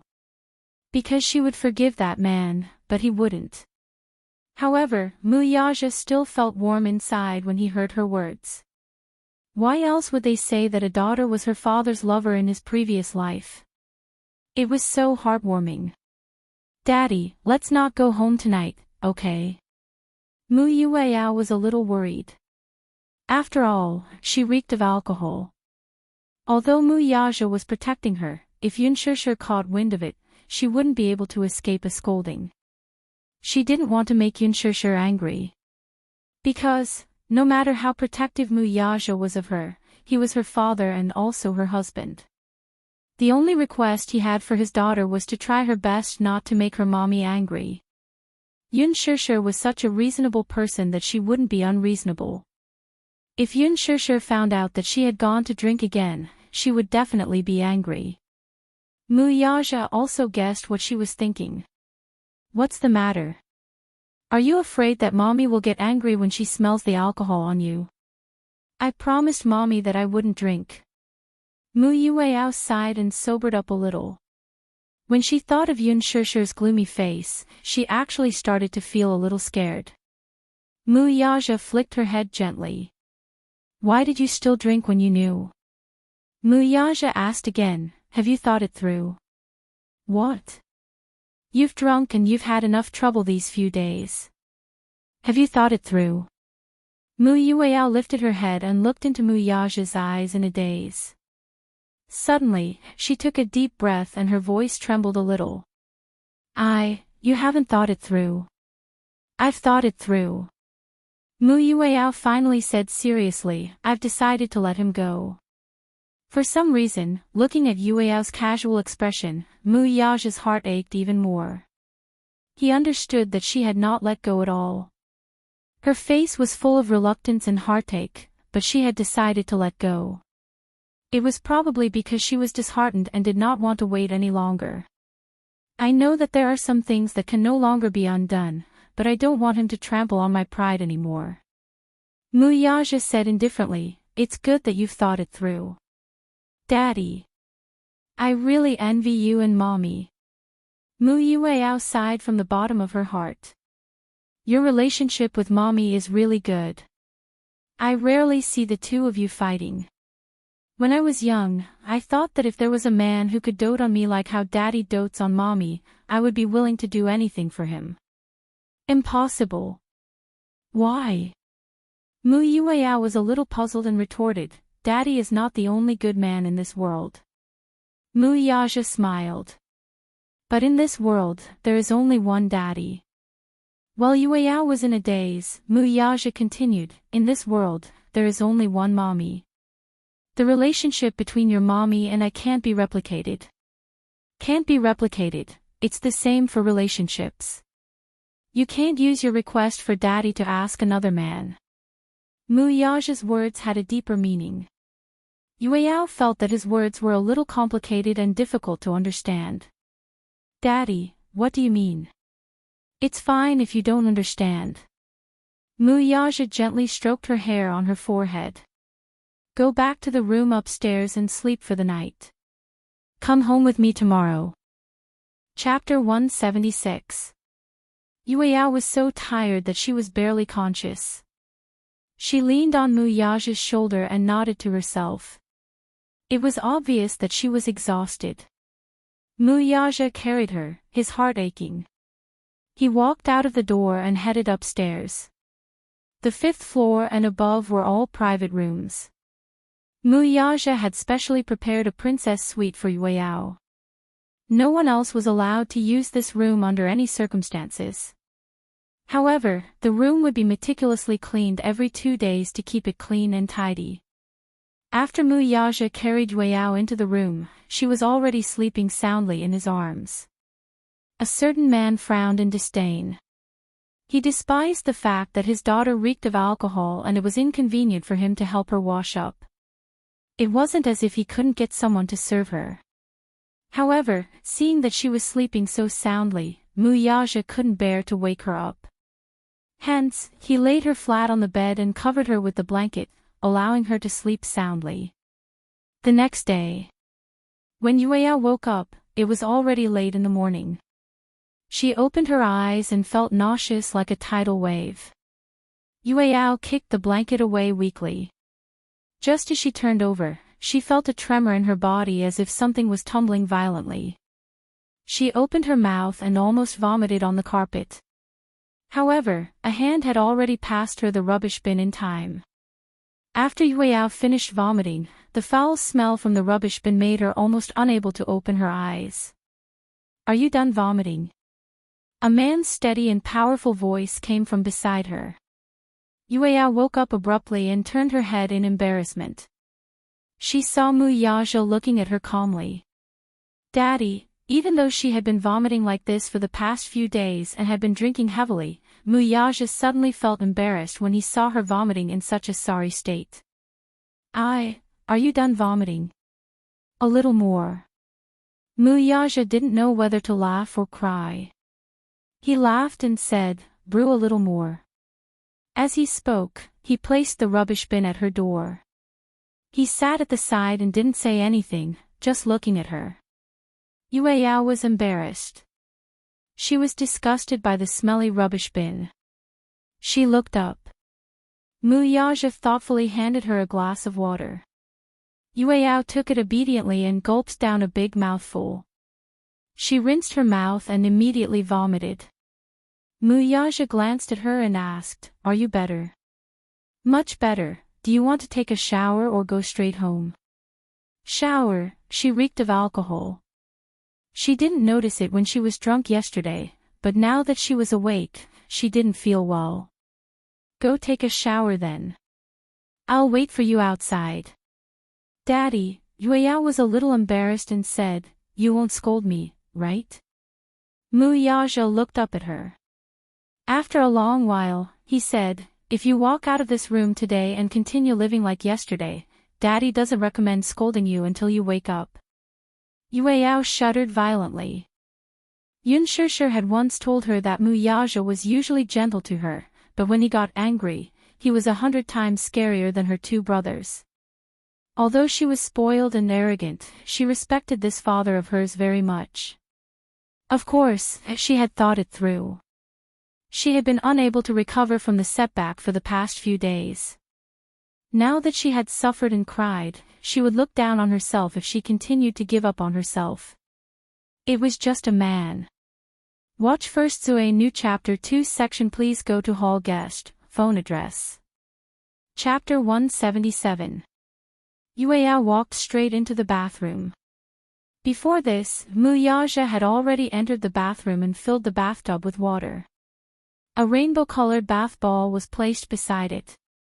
Muyaja must have asked someone to prepare it. Yueyao was very touched. In the end, the one who doted on her was still her daddy. Yueyao put the bath ball into the bathtub. The small ball swayed in the water and then started to bubble. In the blink of an eye, it dragged a rainbow-colored tail and the entire bathtub was filled with a fresh fragrance. After a short wait, she took off her clothes and lay in the bathtub. She closed her eyes in satisfaction.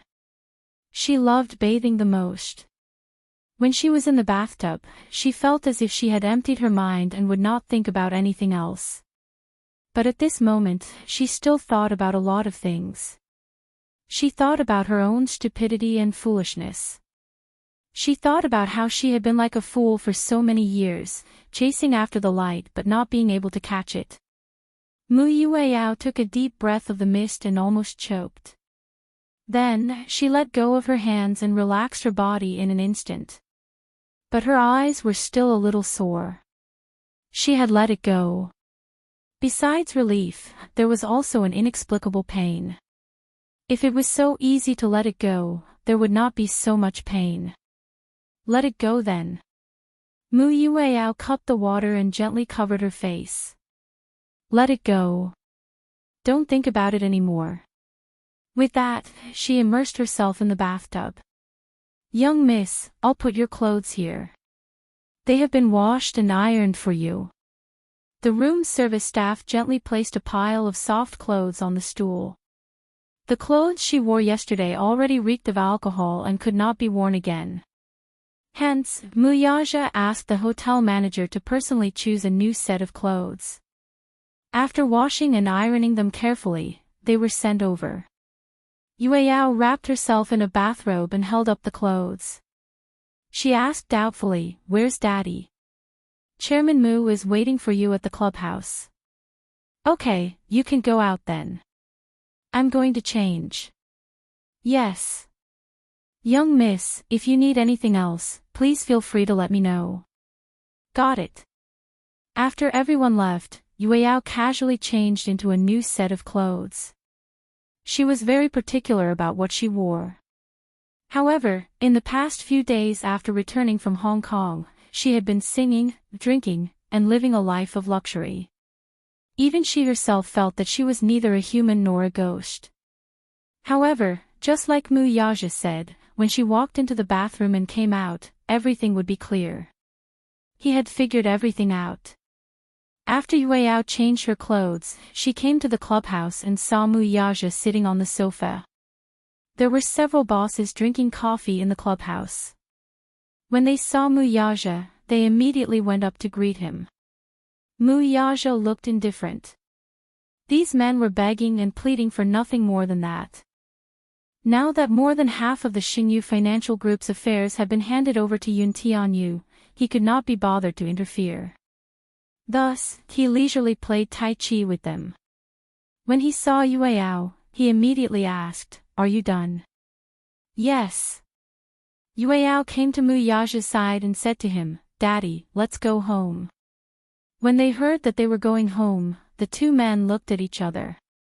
No matter how anxious they were, there was nothing they could do. They could only nod repeatedly and watch the father and daughter leave. Chapter 178. 5 months later. The official handover of the CEO position of Tianyu Entertainment under Xingyu Financial Group was completed. Mu Yueyao became the only female CEO since the establishment of Xingyu Financial Group. She was in charge of all the entertainment businesses under Xingyu. Actually, this handover ceremony was considered to be particularly long.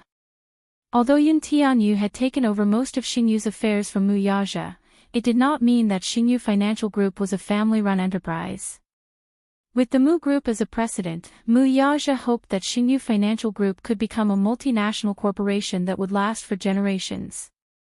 Therefore, all the positions in the corporation were fair competition.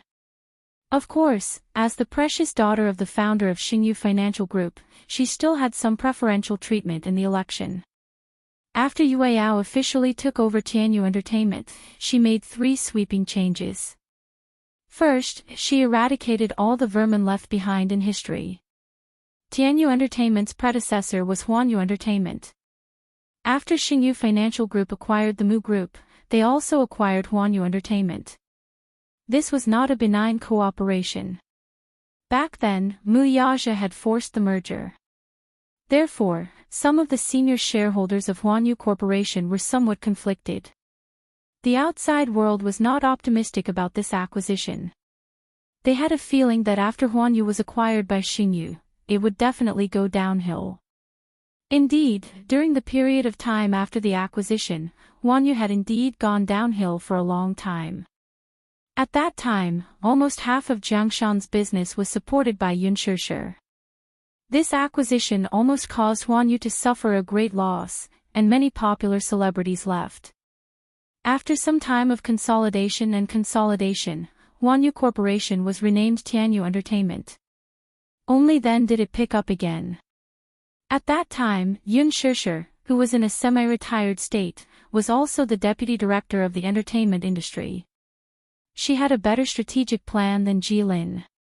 She did not sign any of the internet celebrities, and instead, she specifically picked veteran actors and actresses whose contracts had ended. When Yue Yao was 10 years old, Tianyu ushered in a historical year.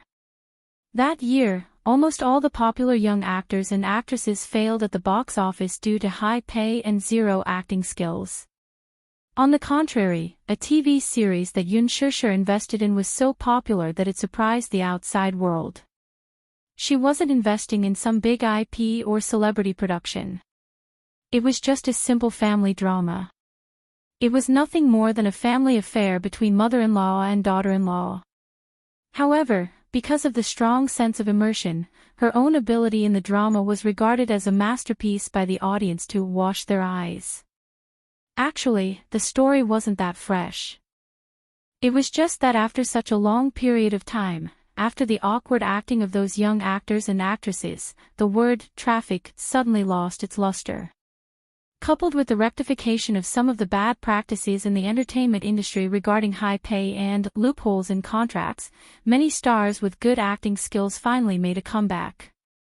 This was not because Yun Shishir had a better view of the big picture, but because she believed that a celebrity could be inexperienced in acting and not have the looks of a dragon or a phoenix among men. But if there was a problem with their attitude or if their integrity was questionable, they were destined to not be able to stay young. She didn't like people who were not serious about their work. The reputation of the artists under Tianyu suddenly rose. After that, Tianyu recruited a large group of elite editors. With good stories, a good team, good actors, and good resources, Tianyu almost occupied a heaven-defying market share. Bookmark for easier reading. Chapter 179. However, even with such heaven-defying resources, there were still some people who did not agree with each other. Because of the historical problems left over from the period of Huanyu and some vermin in the company, during the handover period, Mu Yueyao got rid of all these people in one fell swoop. This method won her the favor of everyone in the company. After all, there were some people that the previous dynasty couldn't touch. However, Mu Yueyao was different. As a new official, she had power and courage. Originally, Yun Shishir didn't want Mu Yueyao to handle the Vanity Fair. The Mu family was rich. To put it bluntly, even if Mu Yueyao stayed at home, she could still sit on the wealth that she couldn't spend for centuries. Her 2 elder brothers were influential figures, and their parents had accumulated wealth that could rival a country. Yun Shishir's idea was for Yueyao to be able to do what she liked. However, she didn't know what her daughter had experienced. Overnight, she became less lively and talkative than before. At the same time, she strongly requested to inherit Tianyu Entertainment. Although Yun Shishir didn't agree, Mu Yazhou let her have her way. Although Yun Shishir didn't understand, she believed in one thing when it came to educating children. That was, it was good enough for one of the husband and wife to make the decision. Since Mu Yazhou had already decided, she had no objection. However, not long after she took office, Yue Yao did something earth-shattering in the industry. Everyone was shocked. That was, she banned Jing Yang from the company. Half of Jing Yang's contracts were with Tianyu. Moreover, it was the most important part. Apart from commercial endorsements and variety shows, Tianyu had full authority in film and television. In other words, if Mu Yueyao wanted to ban Jing Yang, she could simply open her mouth and close it. However, Jing Yang was facing a variety show and had nowhere else to go. This was only known to the company's insiders. No one outside knew. Soon, Jing Yang's studio caught wind of the news. Overnight, all the discussions were terminated. Although there was freedom in variety shows, because of Mu Yueyao's ban, everyone panicked and didn't know if they should continue to invite Jing Yang to work with them. Almost everyone was surprised. In everyone's eyes, Mu Yueyao's care and admiration for Jing Yang was unparalleled. What exactly had happened that made her so heartless as to ban Jing Yang? Jing Yang was not surprised when he found out. He knew that Yueyao would do this. She must hate him. Otherwise, she wouldn't be so cruel to take such a measure. Everyone in the studio panicked. Apart from Jing Yang, no one was calm. The manager knew about the relationship between Mu Yueyao and Jing Yang. He also knew that something must have happened between the two of them. Seeing Jing Yang's indifferent expression, he couldn't help but become anxious. Jing Yang, say something. Why are you acting like nothing happened? Why did they ban you all of a sudden? There must be some kind of misunderstanding. Misunderstanding? Jing Yang smiled helplessly. Since she hates me so much, let her hate me. I owe her this. His manager asked tentatively, why don't you go and see her? What's going on? No matter what, you have to find out. No need, Jing Yang said and didn't want to say anything else. Watch first episode Zoe new episode chapter 2 section please go to Hall of Visitors, mobile address. Chapter 180. The door suddenly opened. A middle-aged man in a suit walked in. Even though he looked a little old, he still looked extremely handsome. His demeanor hadn't changed. He still looked as elegant as ever. When he walked in, everyone was silent. No one dared to speak. Jing Yang still looked indifferent. When he saw the man, he looked up and said indifferently, Mr. Chen.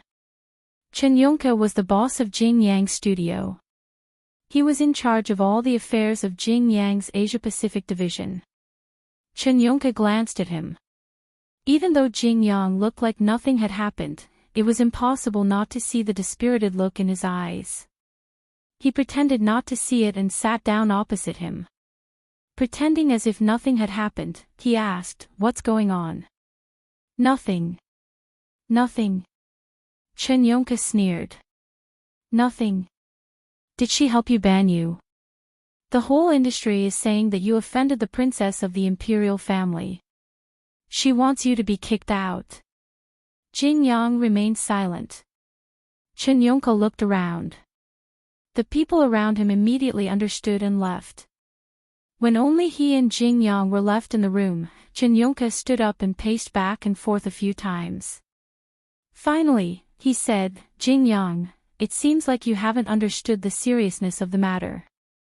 Now, you're going to be banned. This is such a big matter. Instead of resolving it, you're sitting here with such a face. What are you doing? What's the meaning of this? Jing Yang was still expressionless. She's the one who wants to ban me. I didn't beg her to ban me. Am I supposed to suck up to her and beg her to let me off and be merciful? Chen Yongke did not speak. After a long while, he smiled coldly. Others may not know the relationship between you and the Mu family's daughter, but I know it very well. You should know better than me what's going on, right? Jing Yang looked away. You're running away. Chen Yongke said mercilessly. Hurry up and go over. Whether you beg for mercy or be shameless, you have to resolve this matter as soon as possible. Otherwise, you can say that you're wasting all our energy and time. When Jing Yang heard that Chen Yongke wanted him to look for Yue Yao, his face darkened. Why?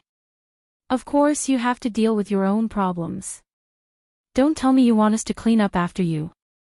Jing Yang smiled.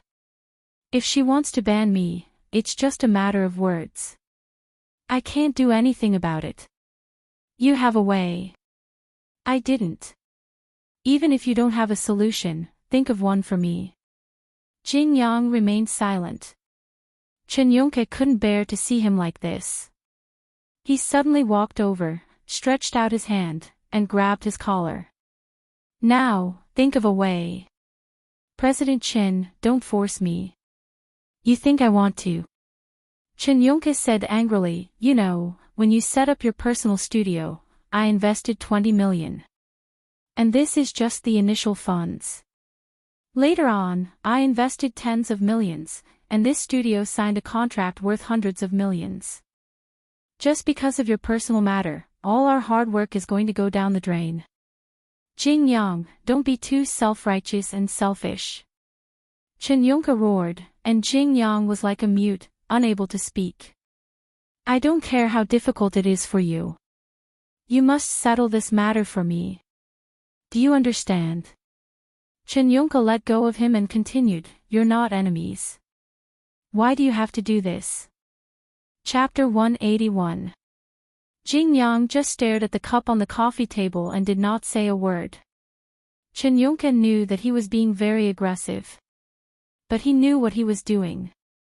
Jing Yang was his artist and he knew his character very well. They had worked together for so many years and Jing Yang had made a lot of money for him. He would not make things difficult for him over such a small amount of money. He just couldn't stand it. They were not enemies.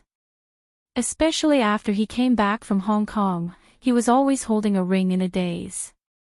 On the surface, he looked calm, but Chen Yongke knew that he must have been hurt badly.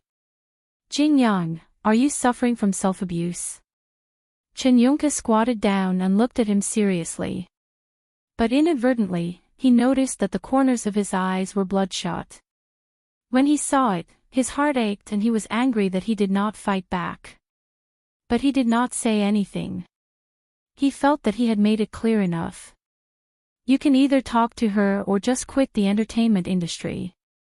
Don't waste everyone's time. Jing Yang said gloomily, don't worry, I will take care of it. Chen Yongke was stunned and suddenly snorted. This is your business. You have to be responsible for yourself. Put everything else aside. At the Moon Palace. Jing Yang held the business card. On it was the contact number of Tianyu Entertainment's public relations director, Han Guoyu. He also found out that Mu Yueyao was entertaining at the Moon Palace through him. He did not know why he was in a daze. In his heart, Mu Yueyao had always been a princess-like existence. She lived a good life and the word entertaining should be very distant to her.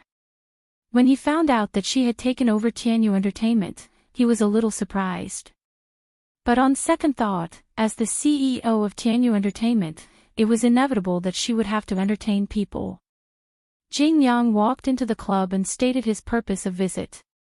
The manager looked very cold. President Mu is busy. It is not convenient for him to introduce you. Jing Yang turned around and wanted to leave. But he suddenly recalled Chen Yongke's words. He braced himself and turned around again. I have something important to discuss with her and I need to see her now. She won't see you. Jing Yang did not think much of it. You haven't told her. How do you know that she doesn't want to see me? The manager was speechless. He pinched his earpiece and walked to the side to report. Not long after, he walked over and looked Jing Yang up and down. He said coldly, "Come with me." Jing Yang followed the manager to the door of the private room. As soon as he pushed the door open, the originally quiet corridor reverberated with the music from the private room. The manager first went in to ask for instructions, and then Jing Yang went in. Just as he walked in, he saw Mu Yueyao surrounded by several handsome men. On a small stage, a popular idol group was holding a microphone and singing a pop song. Jing Yang's sudden intrusion surprised everyone. The news of Jing Yang being blacklisted hadn't spread that far and wide. Other than the senior management, the artists under him hadn't heard much about it. Jing Yang was a popular idol. Compared to him, the idols in the room were considered juniors. Wow! It's Jing Yang. This is the first time I've seen him in person. God, so handsome. A few young men who had obviously just debuted looked at Jing Yang and whispered to each other. The most embarrassing thing was that one of the young men's eyes looked like knives that were aimed at Jing Yang. Chapter 182. Jing Yang was a little annoyed. He was not annoyed because the boy had the same eyes as him, but because his hand was wrapped around Mu Yueyao's shoulder. Mu Yueyao was holding a wine glass full of red wine. When she saw Jing Yang walk in, she instinctively wanted to put it down. Because he did not like her drinking. However, halfway through, she suddenly thought of something. Her face turned ashen and she slammed the wine glass on the table. The wine glass cracked slightly and some of the red wine spilled out. The boy beside her was shocked. When he saw that her hand was covered in red wine, he immediately took out his handkerchief and carefully wiped her hand. "My Xiao Bao, why are you so careless? If the glass breaks and you hurt your hand, my heart will ache." This was undoubtedly a provocation in Jing Yang's eyes. "Let go of her," he instinctively shouted. The sudden order startled everyone. The boy turned his head and looked at Jing Yang, not knowing what to do. Jing Yang did not have much patience. He walked over and grabbed Yueyao's hand, slapping the boy's hand away at the same time. Because of Jing Yang's status, the boy did not dare to say anything. Mu Yueyao struggled to break free. It was obvious that she was repulsed. "What are you doing here?" she asked indifferently. She glanced at him from the corner of her eye and then looked away. "Yueyao, don't mess around." Mu Yueyao sneered. "Jing Yang, according to the rules, please call me President Mu." President Mu. Realizing that her tone was so distant, Jing Yang was stunned for a moment. Then he said, "Don't mess around." "You haven't answered me." Mu Yueyao's tone was as cold as ever. "What are you doing here? There are many people here. Can we talk in private? Everyone here is my people. There's no need to avoid." After a pause, Mu Yueyao asked without hesitation, "You're just here to verify whether the decision to ban you came from me?" Jing Yang remained silent. Mu Yueyao took a deep breath. So, it was really because of this. Although she had expected it, she still felt very disappointed. If it were not for this, he would never have taken the initiative to appear in front of her.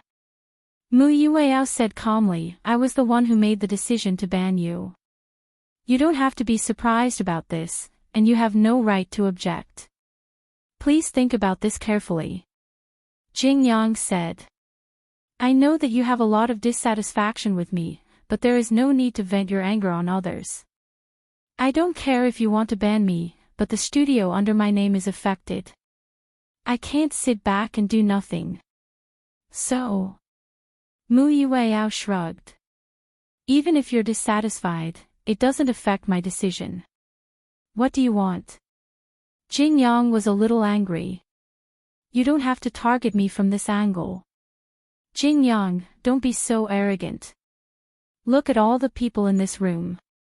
Her looks weren't bad, and she was good at singing and dancing. Her acting skills weren't bad either. If she was nurtured properly, it was only a matter of time before she became a superstar of the new generation. Why can't I give them a chance? Mu Yueyao continued, more importantly, they are all loyal to me. They won't make me unhappy or angry. Why should I support you and look at your face? Am I asking for trouble? Every word was like a gem. Jing Yang looked at her silently. He didn't know why, but his heart palpitated. Watch first episode Zue new chapter section. Please go to Hall of Visitors, mobile address. Chapter 183. Jing Yang looked at her silently. He didn't know why, but his heart was palpitating. Mu Yueyao looked at him silently. She didn't know why, but she thought she had completely let go of him, that she had given up on him. But when Jing Yang appeared in front of her again, her heart was fiercely shaken. The longing that had festered long ago overflowed in her heart. Mu Yueyao turned away and didn't look at him anymore. Jing Yang said quietly, "Are you hoping that I'll be like them and please you?" Mu Yueyao was stunned. She didn't think that way at all. However, just as she was about to deny it, she felt that if she denied it, it would make him feel that she was bowing down to him. She had been so humble for so many years, but even so, she couldn't wait for him to turn back. Then, she would take what he said as the truth. Would he please her? So what if he pleases her? Mu Yueyao sneered and asked calmly, "Can you?" Jing Yang's expression was still cold and didn't change at all. Mu Yueyao raised her eyes and glanced at him without leaving a trace, but her tone was even colder. "Are you willing to please me? You're the nation's idol. You've always been high and mighty. Pleasing me is equivalent to lowering yourself." Would he? Lowering myself. To him, this word was undoubtedly a great humiliation. Whose dignity? Whose nobility? Whose dignity? In front of her, what dignity and dignity did he have? Jing Yang silently sucked in a breath of cold air. Finally, he slowly exhaled.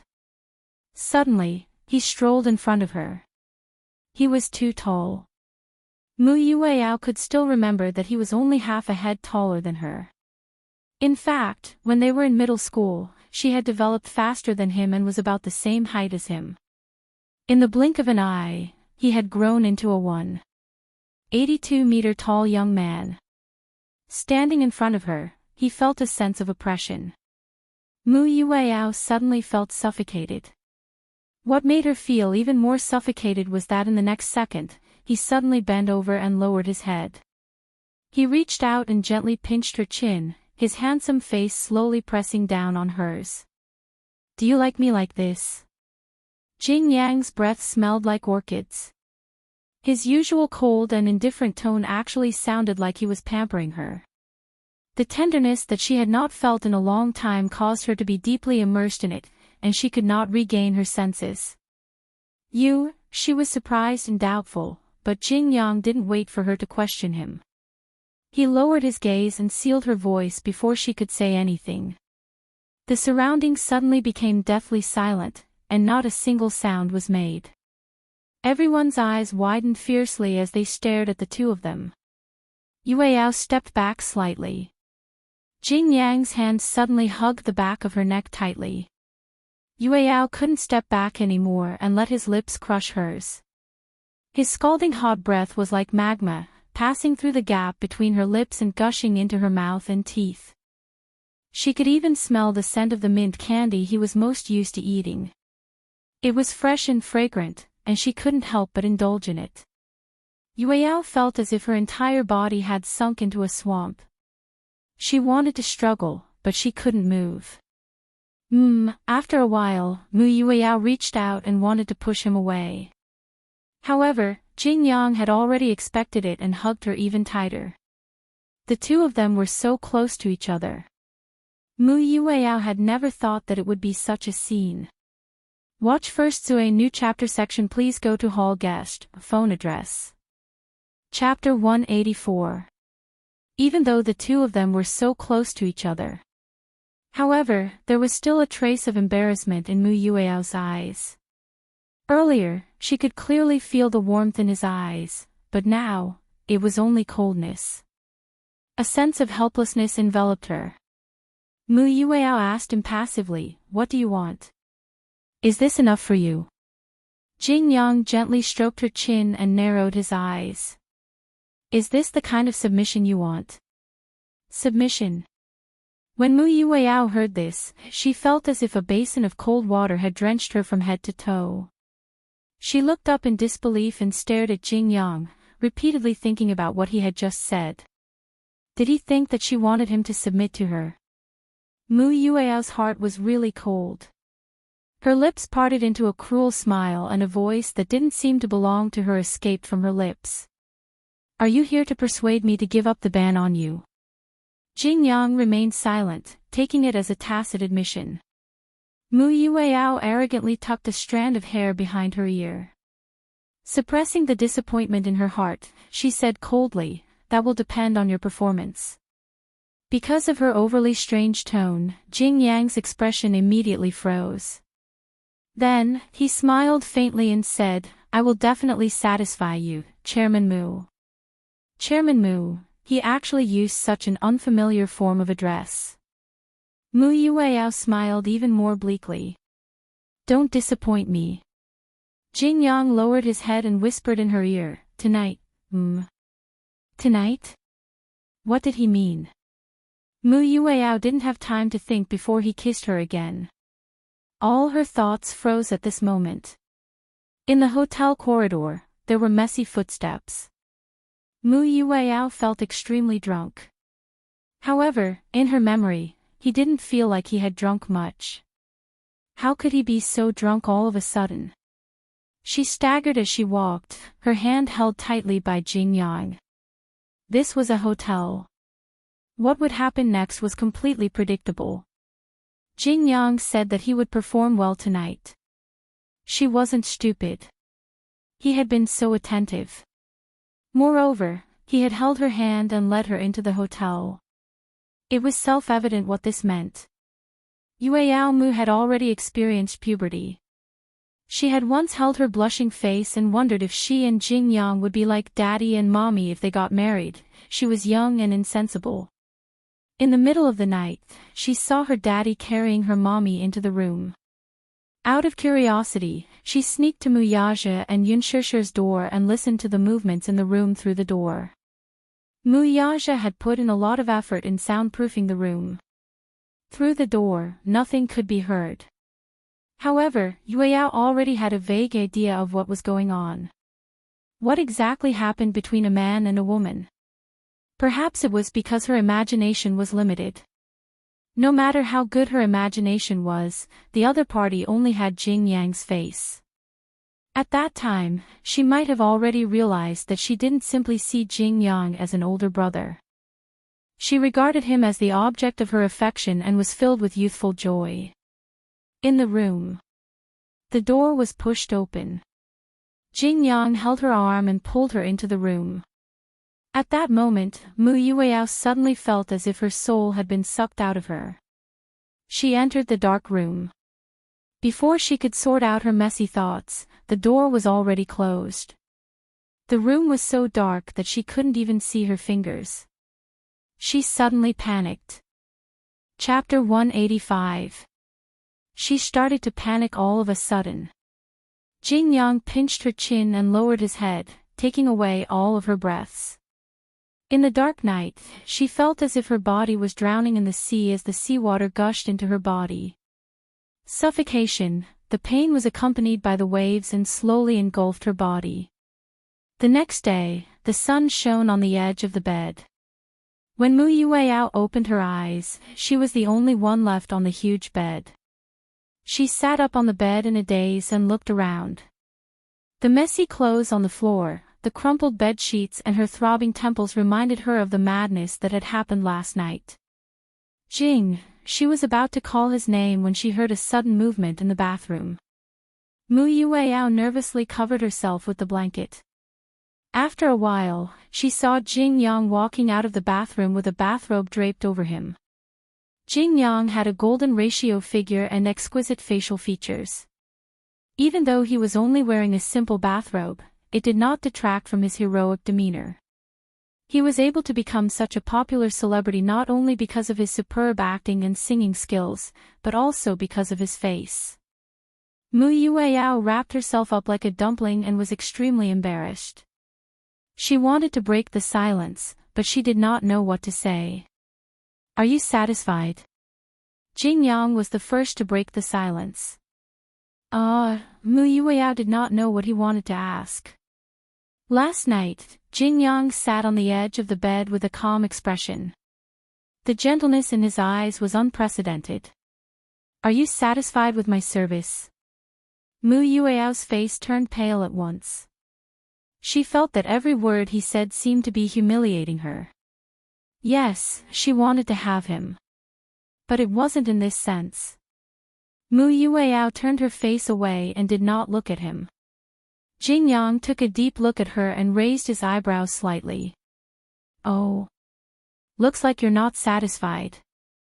It's okay. Jing Yang slowly inched closer to her and grabbed her chin. I have all the time in the world now, he said softly. Jing Yang. Yueyao finally couldn't take it anymore. Don't go overboard. However, Jing Yang ignored her warning. His hands entwined with hers, trapping her in this world and kissing her lips. His kiss seemed to have a magical power. When she touched his lips just now, it was as if she had been poisoned, and she could no longer move. Mu Yueyao struggled with her last bit of rationality. Jing Yang, don't do this, don't you like it? Jing Yang leaned over, Mu residence. Mu Yueyao did not return home for the entire night. Mu Yaja's expression remained the same. The manager of the clubhouse called and reported Mu Yueyao's whereabouts. The manager said that Mu Yueyao had been with Jing Yang and had not left the clubhouse. Mu Yaja was relieved. Yun Shishir was still worried when she heard that. These two fellows seem to have some conflict recently. Is it really not a big deal? Mu Yaja said disapprovingly, let the youngsters solve their own problems. Why are you getting involved? Yun Shishir pouted. I'm a youngster too, okay? Could it be that in your eyes, I'm already an old woman? Mu Yaja grunted, you're an old woman. What about you? Then aren't you a stinky old man? What's there to dislike about an old man if I'm an old woman? As the two of them bickered, Yun Shishir forgot that Yueyao had not returned home for the entire night. Quick, praise your wife for being beautiful. Chapter 186. Daddy. Xiao Yichen suddenly rubbed his chest and frowned deeply. My chest feels a little stuffy. What's wrong? A hint of worry appeared on his face. Why is your chest feeling stuffy again? Xiao Yichen bit his head in confusion and pouted. I don't know.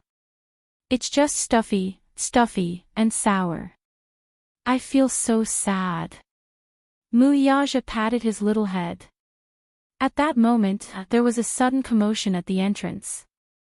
Oh my God! So beautiful. The end of the red carpet was once again crowded with enthusiastic reporters. Yun Shishir had an elegant and charming smile on her face as she held on to Gu Xingze's arm and gracefully entered the venue. When they appeared in front of the camera just now, there were countless stunned, jealous, contemptuous, and questioning eyes that fell on them from all directions. Especially when they saw Yun Shishir's eye-catching luxurious gown and the dazzling ruby necklace on her collarbone. Yun Shishir was dressed in a luxurious red gown and was as beautiful as a fresh and tender red rose. Her delicate face was full of color and fragrance. When she stood next to Gu Xingze, they had to admit that they were a perfect match. Gu Xingze had always been the darling of the fashion industry. With his tall figure and charming face, no matter which female celebrity stood next to him, they seemed to be overshadowed and robbed of some of their elegance. However, Yun Shishir was different. When she stood next to him, not only was she not overshadowed by his elegance, she stood out even more. This caused the reporters to excitedly whisper to each other. I recognize her. Isn't she the newcomer who came in with Heavenly King Gu? Yes. Her name is Yun Shishir. I heard her name just now. I heard that she's a very talented newcomer with great acting skills. I heard that she's the female lead chosen by Director Lin.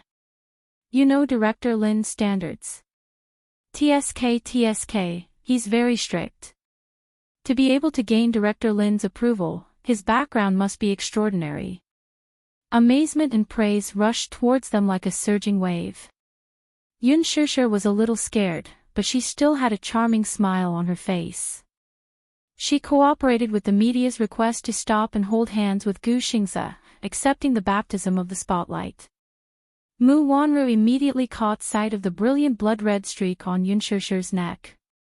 She widened her eyes in surprise and clenched her fists in disbelief. Then, her suspicious gaze slowly turned to Mu Yaja. There was no way she would mistake that ruby necklace. It was Mu Yaja's personal keepsake and the only precious relic his mother had left him. In the past, when she saw this necklace, he had always kept it in a small and exquisite crystal box. He always carried it with him and never left it. Even she couldn't touch it. Not to mention the others. This necklace was priceless. Its value was immeasurable. He actually gave it to Yun Shishir. It must be fake. That necklace must be fake, right? It must be fake, right? Otherwise, how could it be? Mu Wanru's face turned even paler. If the occasion permitted, she really wanted to rush over and turn Yun Shishir into ashes. The entire banquet had not officially started, but the atmosphere was already at the highest level because of Gu Xingze and Yun Shishir. In the magnificent hall, the lights were intertwined. Yun Shishir did not notice Mu Wanru's hateful gaze. Chapter 187. Who knew how many of them she was going to kill tonight? Even Li Hanlin, who was watching the scene from the second floor, was stunned. Yun Tianyu stepped on his foot and said coldly, "Agent Li, have you forgotten what I told you?" "No." Li Hanlin reacted at once. Perhaps he was too shocked, he was so agitated that he almost dropped his expensive SLR camera on the floor. He broke out in a cold sweat. "Calm down." Yu looked at him speechlessly, as if mocking him for being inexperienced. "Director Yun, oh my God. Madam Yun is so beautiful that time seems to have stopped." Li Hanlin was deeply shocked by this beauty. He quickly raised his camera and still did not forget to exclaim, "The creator is so amazing, so beautiful. So beautiful. Of course. My mommy is a fairy who has descended to earth." Yu smiled knowingly as he looked at his mommy affectionately. His eyes were filled with tenderness and warmth. "Sister Jingtian, isn't that Yun Shishir? Oh my God. She's so beautiful in her gown." Tang Yu, who was at the VIP table, exclaimed when she saw Yun Shishir. She nudged Lu Jingtian, who was toasting with others, in disbelief. The latter turned around unhappily and coldly said, "What's with the noise? Are you inexperienced? Seriously? Do you still remember her? She's the newbie that Director Lin has been grooming recently. The necklace on her neck is so beautiful. It's actually a pigeon's blood ruby." Lu Jingtian's heart skipped a beat. She followed Tang Yu's line of sight and was shocked, too. That necklace looks so familiar. She seemed to have seen it somewhere before and had a deep impression of it. Suddenly, a white light flashed in her mind. "Ah. This isn't." Lu Jingtian's eyes flashed with surprise and then a fire of jealousy ignited in her. That necklace was a one-of-a-kind item in the world. She had only seen it on Brother Mu's wrist before. She heard that this necklace meant a lot to him and was regarded as his life. She was very fond of this necklace at first, so she begged him to let her have it. However, she accidentally angered him. At this point, she no longer dared to covet this necklace too much. It was rumored that this Tear of Rose was the last work of Jean Toomerson, the top Italian jewelry designer of the last century. After that, many jewelry designers used it as a source of inspiration to design many exquisite diamond necklaces. However, pigeon blood rubies were rare in the world. This Rose's Tear could be said to be the Queen of Gems at the end of the last century.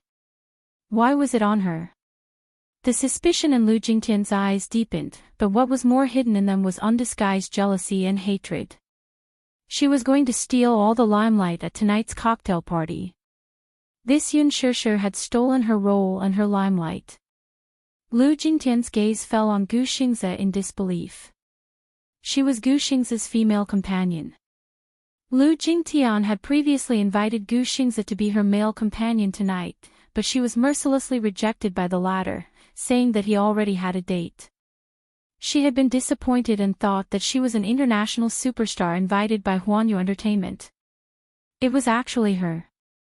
A newcomer who had yet to debut. What was this? Lu Jingtian's heart was in turmoil. Chapter 188.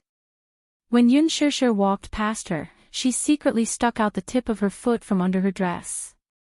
Perhaps her gaze was too sharp, so it attracted Yun Shishir's attention. She had learned from her mistakes. Earlier, when she saw Yang Mi making things difficult for Yun Na, she was very mindful of her feet. The gala was a solemn occasion. Gu Xingze did not hesitate to use his popularity to promote her. Knowing how to cherish opportunities, she maintained the highest standards, be it her bearing or elegant expression. Yun Shishir saw the hostility in her eyes and warily glanced at her feet. She quickly sensed that something was amiss. However, she pretended not to see it and nonchalantly held Gu Xingze's arm as they brushed past each other. Under her feet, a pair of slender 7-centimeter heels ruthlessly crushed the back of Lu Jingtian's feet. Ah! Before Lu Jingtian could see Yun Shishir's embarrassing moment, she cried out in pain from her toes. Her forehead was instantly covered in cold sweat. Yun Shishir's heels were very exquisite, especially the pair of long and slender heels. Coincidentally, Lu Jingtian had worn a pair of fish-mouth heels to match her gown today. Yun Shishir purposely aimed her foot at her exposed big toe. If she stomped on it with all her might, it would only be a small crack on her fingernail, but she was afraid that she would break her bone. The pain of having her bones broken was heart-wrenching. With this stomp, Lu Jingtian fell to the ground. Today, she had chosen a short gown, but for some reason, she did not wear any underwear. Not only did she tumble, but she also exposed her underwear in front of everyone. The sharp-eyed media quickly snapped a few high-definition photos of her, making her look awkward. She cried out in pain without caring about her image. She was in so much pain that she was drenched in sweat. She felt suffocated as her breathing quickened and tears flowed uncontrollably. Yun Shishir. Tang Yu, who saw this scene, was the first to jump out. She pointed at Yun Shishir and said fiercely, "Did you do this on purpose?" Yun Shishir, too, was stunned by this sudden accident. She covered her mouth helplessly and was momentarily at a loss of what to do. She was so frightened that she kept quiet. This accident caused quite a commotion. Gu Xingze shielded Yun Shishir behind him and glared at Tang Yu warningly. "What do you mean by this?" His eyes were unusually cold. For a moment, it was as if the temperature around them had dropped to the freezing point. Tang Yu was intimidated by his gaze. She restrained her fierce tone, but she was still indignant. This newbie doesn't know her place. How dare she step on Miss Lu's feet?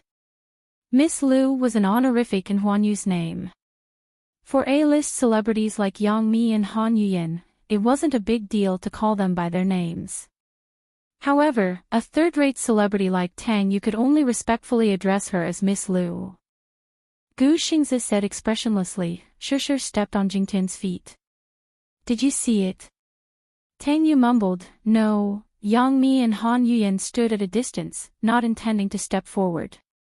Now that Chairman Mu and young Madame Mu were present, it was better to protect themselves and not get involved in this mess. Chapter 189. She used so much force. Brother Xingzi, I feel like my toes are going to break. Lu Jingtian lamented pitifully. Ah. I didn't. Yun Shishir tried to explain herself in a fluster, but she looked helpless as if she had no way to defend herself. Inside, however, she thought to herself, my toes are definitely fractured. I know very well how hard she used. Even though I've always been compromising, it's all for Yu's sake. I'm not a pushover, I won't reject anyone who wants to bully me. She could vaguely tell that Lu Jingtian was not someone to be trifled with, but who asked her to be the one to trip her up first?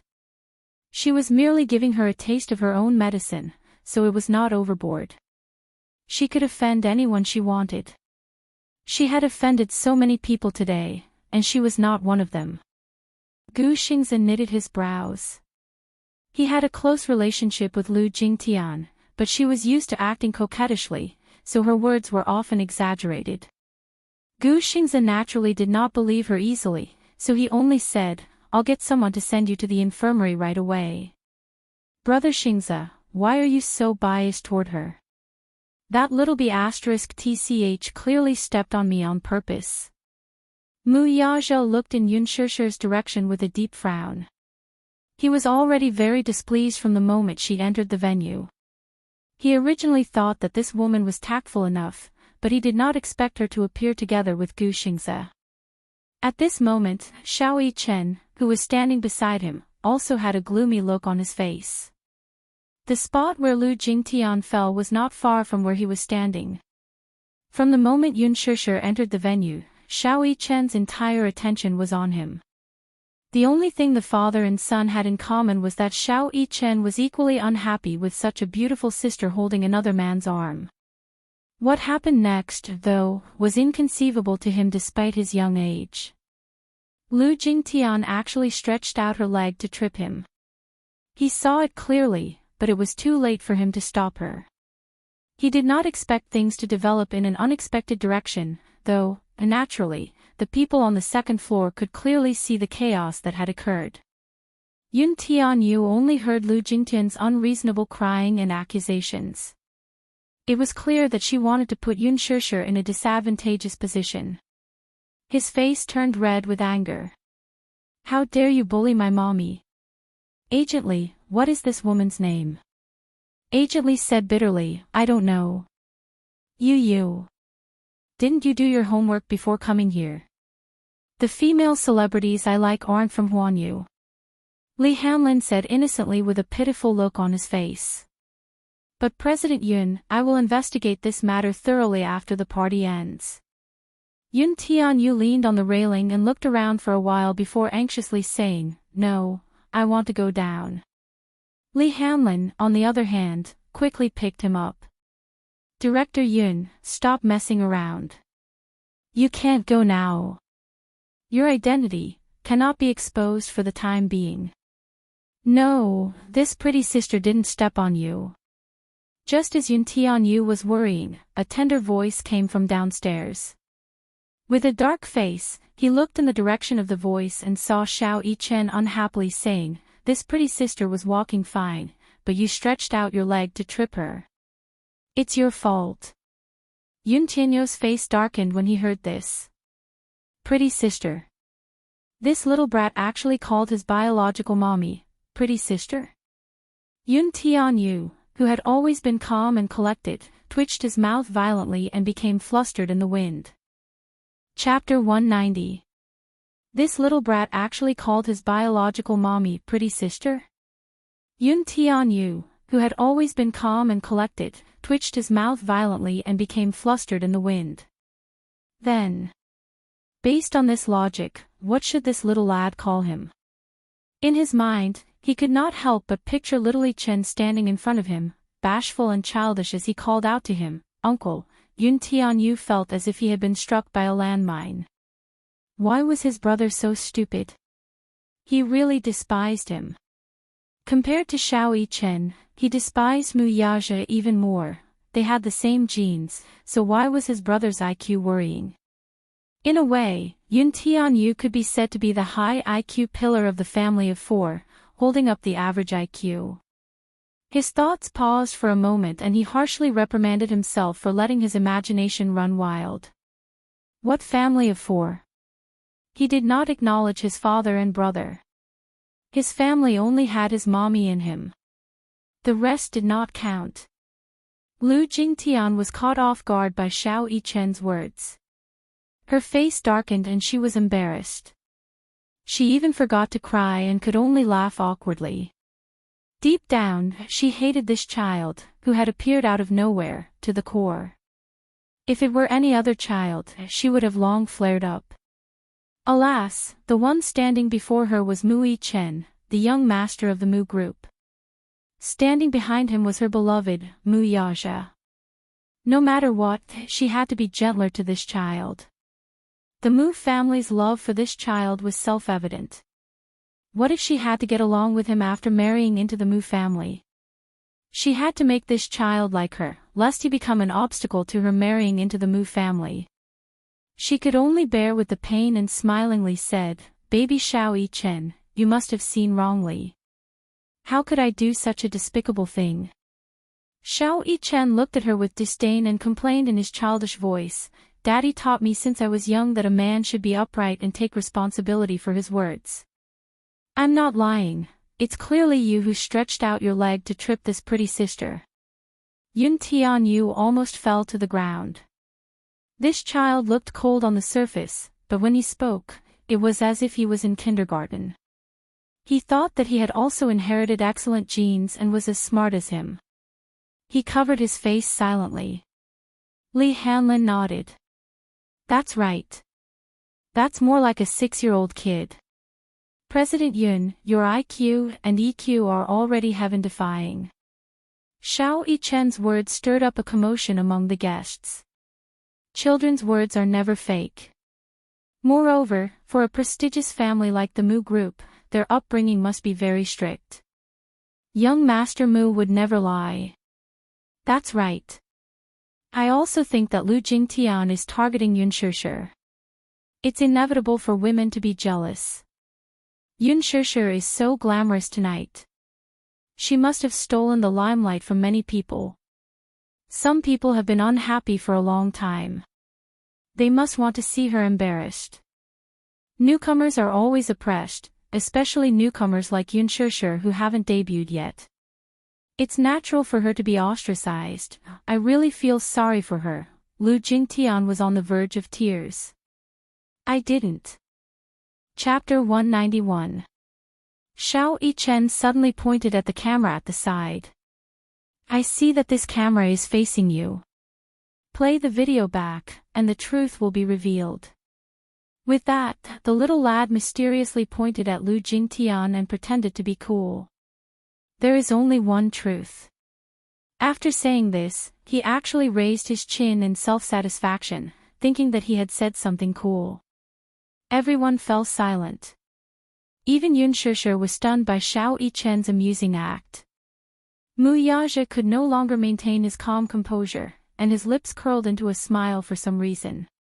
Upstairs, Yun Tianyu was completely petrified. Is he joking?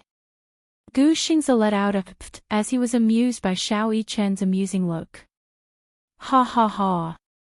The guests were also tickled by the little guy's adorable side.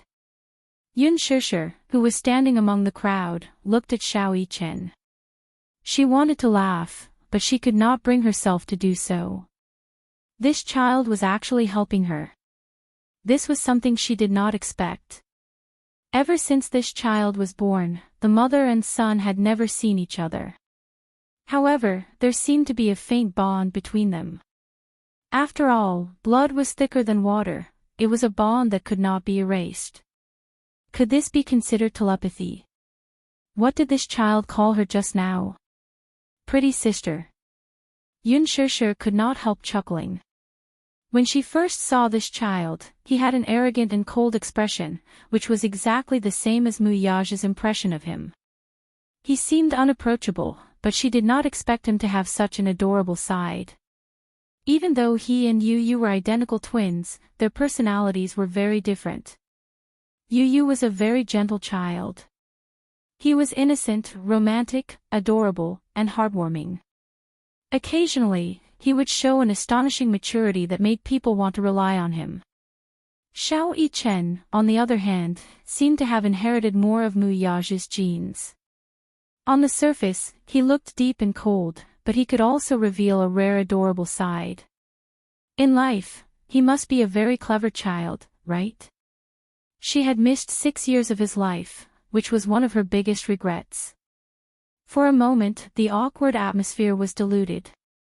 Gu Xingzi smiled as he secretly signaled his assistant with a look. The assistant beside him immediately understood and hurried forward to help the woman up, intending to take her to the infirmary. Lu Jingtian was throwing a tantrum, but Gu Xingzi's assistant had his ways of calming her down with just a few words. Miss Lu, do you really want to make a big fuss? The camera was on just now.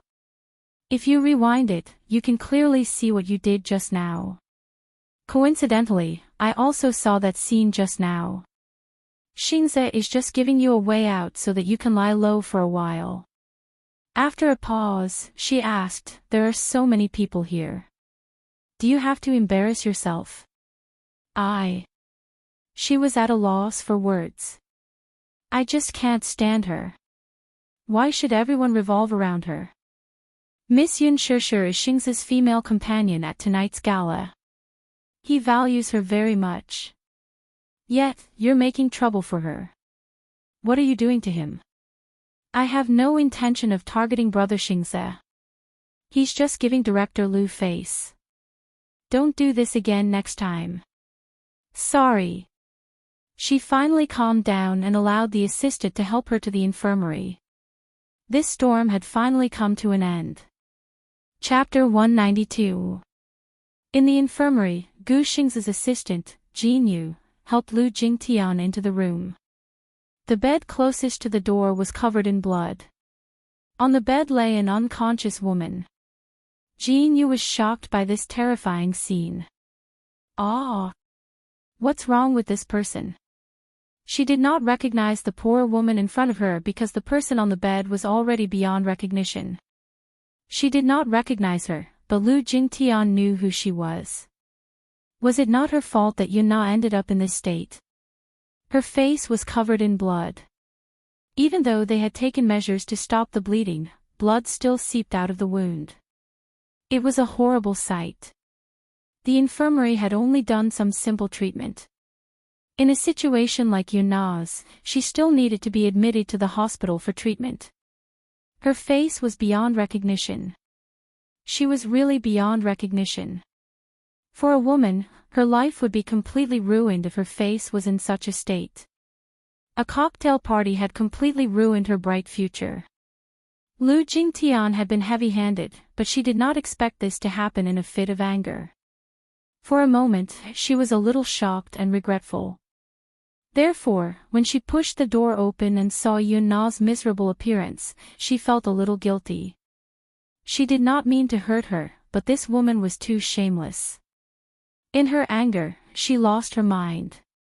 By the time she came back to her senses, her face was already disfigured. Although the eyebrow shaver was small, it was sharp enough. The wound on her face was not deep, but there was a lot of blood. More than a dozen scratches were densely packed and crisscrossed, making it look shocking. However, she had already called her father. Soon, he would send someone over to deal with this matter. When the matter was exposed, at most, they would have to compensate a few 100,000 yuan, appease the family's emotions, and suppress the limelight. This matter would be over just like that. If Yun Na wanted to make a big deal out of this matter, she could bribe a substitute to take the blame for her, and this matter would end there. It was easy to deal with a person without power or influence. Lu Jingtian said to Jinyu, please call an ambulance for me. This place is too disgusting. I can't stay here any longer. All right. Jinyu did not know that there was something fishy about this matter, so she called an ambulance for her. She walked out of the door and dialed the emergency number. Lu Jingtian's foot must have been fractured. Jinyu knew this in her heart. With such high heels, it would be strange if he wasn't crippled. Once there was no one else in the room, she boldly walked to the bed and lifted the person on it with the tip of her foot. When there was no response, she frowned, a little worried that the person might die. She remembered kicking this woman's vitals several times when she was teaching her a lesson. Could she be dead? She stretched out her hand and checked her breathing. Only when she sensed her rapid breathing did she heave a sigh of relief. Bitch, don't blame me for being ruthless. You deserve it. Just as she finished speaking, she wanted to withdraw her hand, but her wrist was suddenly held tightly by that blood-stained hand. Lu Jingtian's eyes widened in shock. The person on the bed suddenly opened his eyes. His face was ferocious and his eyes were wide open. His eyes were red as if they were filled with blood. He was like a malicious spirit from purgatory. It was extremely terrifying. I will kill you. I'll kill you. Yun Na seemed to have woken up from a nightmare. She gripped Lu Jingtian's wrist tightly and cursed through gritted teeth. I won't let you off even if I become a ghost. Ah. Chapter 193. Let go. D****. Lu Jingtian was so frightened that she raised her hand to slap Yun Na. Only then did she manage to break free from the latter's grasp and limp out of the door in a panic. She bumped into Jinyu, who had just contacted the emergency center. Seeing her flustered look, Jinyu asked curiously, "What's wrong? Hurry up and send me to the hospital." Even though Jinyu found her odd, she did not want to probe further. Some things were not good to know too much. The vintage palace-style banquet hall, with its exquisite murals and richly ornamented ceiling, gave one the illusion of being in a luxurious palace. After the opening speech by several heavyweight guests from Huanyu Entertainment, it was time for the ball. In the hall, elegant music filled the air. After experiencing all the previous incidents, Han Yuyen and Yang Mi finally behaved themselves. They were considered veteran artists and naturally knew how to act according to the occasion. Hence, they did not make things difficult for Yun Shishir again. Lin Fengtian arrived late. The moment he entered the venue, he was surrounded by female stars, who took turns to flatter and toast him, all for the sake of befriending him. After putting in a lot of effort, Zhang Xian's good mood was ruined. Yun Shishir walked over leisurely with Gu Xingze on her arm. Lin Fengtian's eyes lit up when he saw them, and he exclaimed, "Shishir. Oh, gosh. You're so beautiful tonight." The two producers behind him and the assistant director in charge of casting were also stunned by her beauty, and they were not stingy with their compliments. "Thank you for your praise, Director Lin. Producer Li, Director Mong, nice to meet you." Yun Shishir greeted them with a polite smile. "Miss Yun, you remember our names." Producer Li was a little surprised, and a look of admiration appeared on his face. You and Director Mong were also present during the audition. It's polite to remember the names of the judges. Director Mong laughed. "Director Lin, you have a good eye for talent. This newbie is very humble and polite. With her beauty and talent, she'll definitely have a bright future." "That's right. When have the people I've chosen ever disappointed you?" Lin Fengtian asked back proudly. Gu Xingze smiled and said, "Shishir is a very polite girl. I like that very much." "I like it too." She did not know why, but her face was inexplicably flushed red. Yes. This was a very good point. Unlike some newbies who think they have good resources and don't take others seriously. Director Mong suddenly changed the topic. But Miss Yun, let me tell you, if you want to be in Director Lin's film, you have to be mentally prepared. Director Lin was famous for being harsh and picky when it came to filming. Before Han Yuyen became famous, she had appeared in one of his shows and was scolded to tears. TSK. He's known as the devil director in the circle. Who knows how many beautiful girls he's ruined. Gu Xingze shook his head helplessly. Yeah, I've also been scolded by Director Lin. Ha! Yun Shishir was shocked. Xingze, your acting has always been good. Gu Xingze pursed his lips and smiled without saying a word. Director Mong laughed and said, Xingze had just debuted not long ago. When he appeared in Director Lin's show, he was also scolded badly because of one look. Lin Fengtian snorted coldly. Xingze is so popular now. Doesn't he have to thank me for recognizing his talent? Chapter 194. Director Lin is very strict when it comes to filming. It's out of respect for his career. When it comes to acting, you have to be strict in order to make a good movie, Yun Shishir said. Everyone looked at each other and exchanged knowing glances. This newcomer was really good and they all approved of her. After the greetings, Gu Xingze pulled Yun Shishir aside and gently whispered in her ear, Shishir, let's go dance. But I don't know how to dance. If I don't dance well, it'll be embarrassing. Yun Shishir was a little scared. Gu Xingze winked at her mysteriously. Why? Don't you believe in Teacher Gu's teachings? Without any explanation, he held her hand and walked to the center of the dance floor.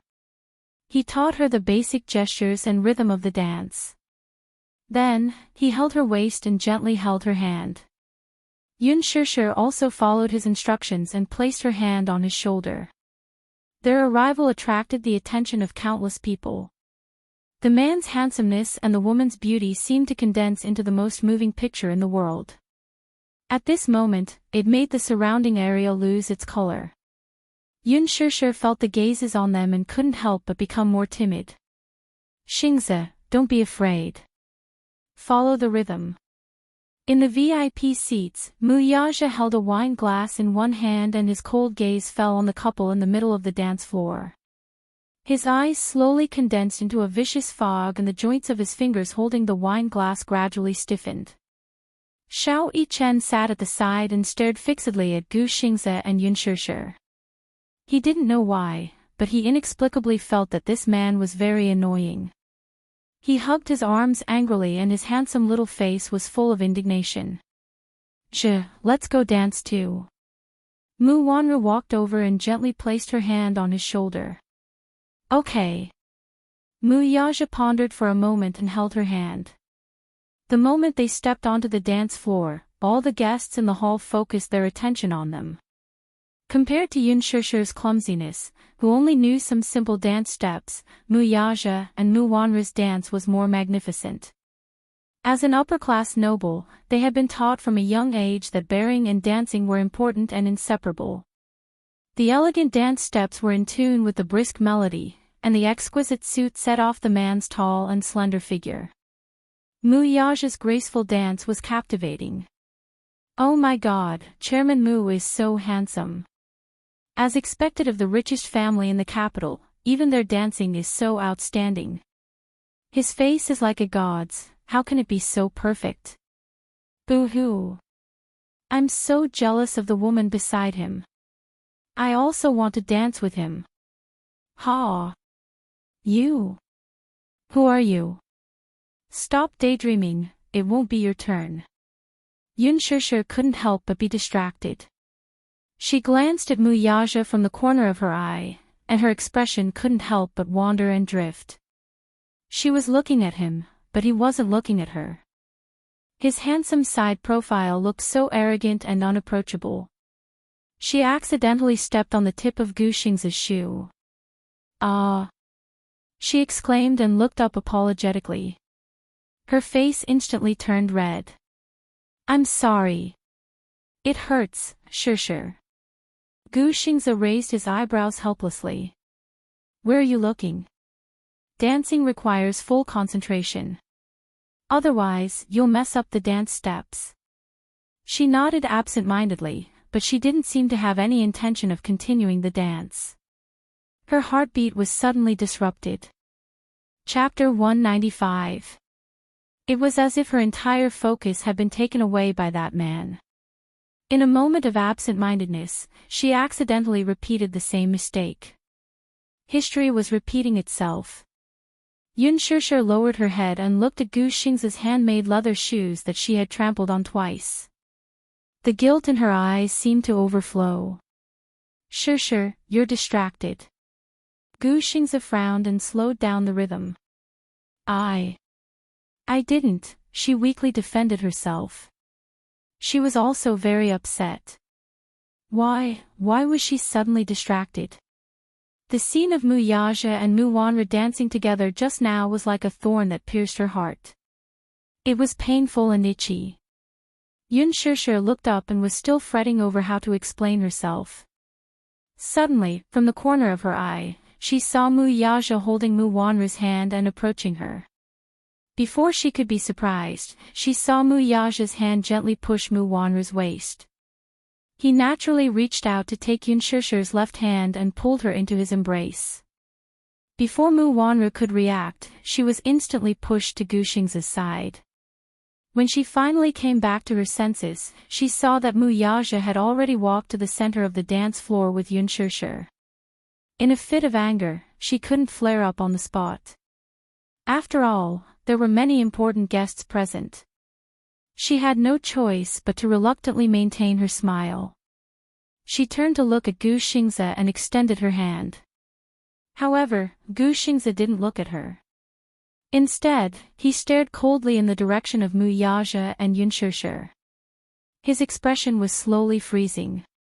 Xingze, Mu Wanra couldn't help but feel a little awkward. In any case, let this dance continue. Otherwise, how embarrassing would it be to be abandoned by one's dance partner on the dance floor?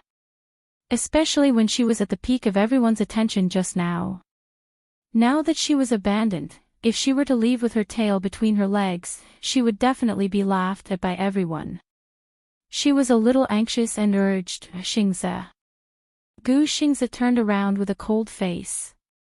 He looked at Mu Wanra's stiff hand in the air and her eyes that were constantly hinting at him. He said expressionlessly, "Forgive me for not accompanying you." With that, he left the dance floor without looking back, leaving Mu Wanra in the same spot, not knowing whether to move or not to move. What was the meaning of this? Was she trying to embarrass her on purpose? It was as if they could hear the merciless mockery from the guests. I've been abandoned, so the so-called young Madame Mu is nothing more than this. Yun Shishir is more beautiful than her. Any man would be willing to dance with such a beautiful woman. Sigh, poor her. After all, she's still CEO Mu's fiancée. She's just a fiancée. They're not even officially married. It's just a title.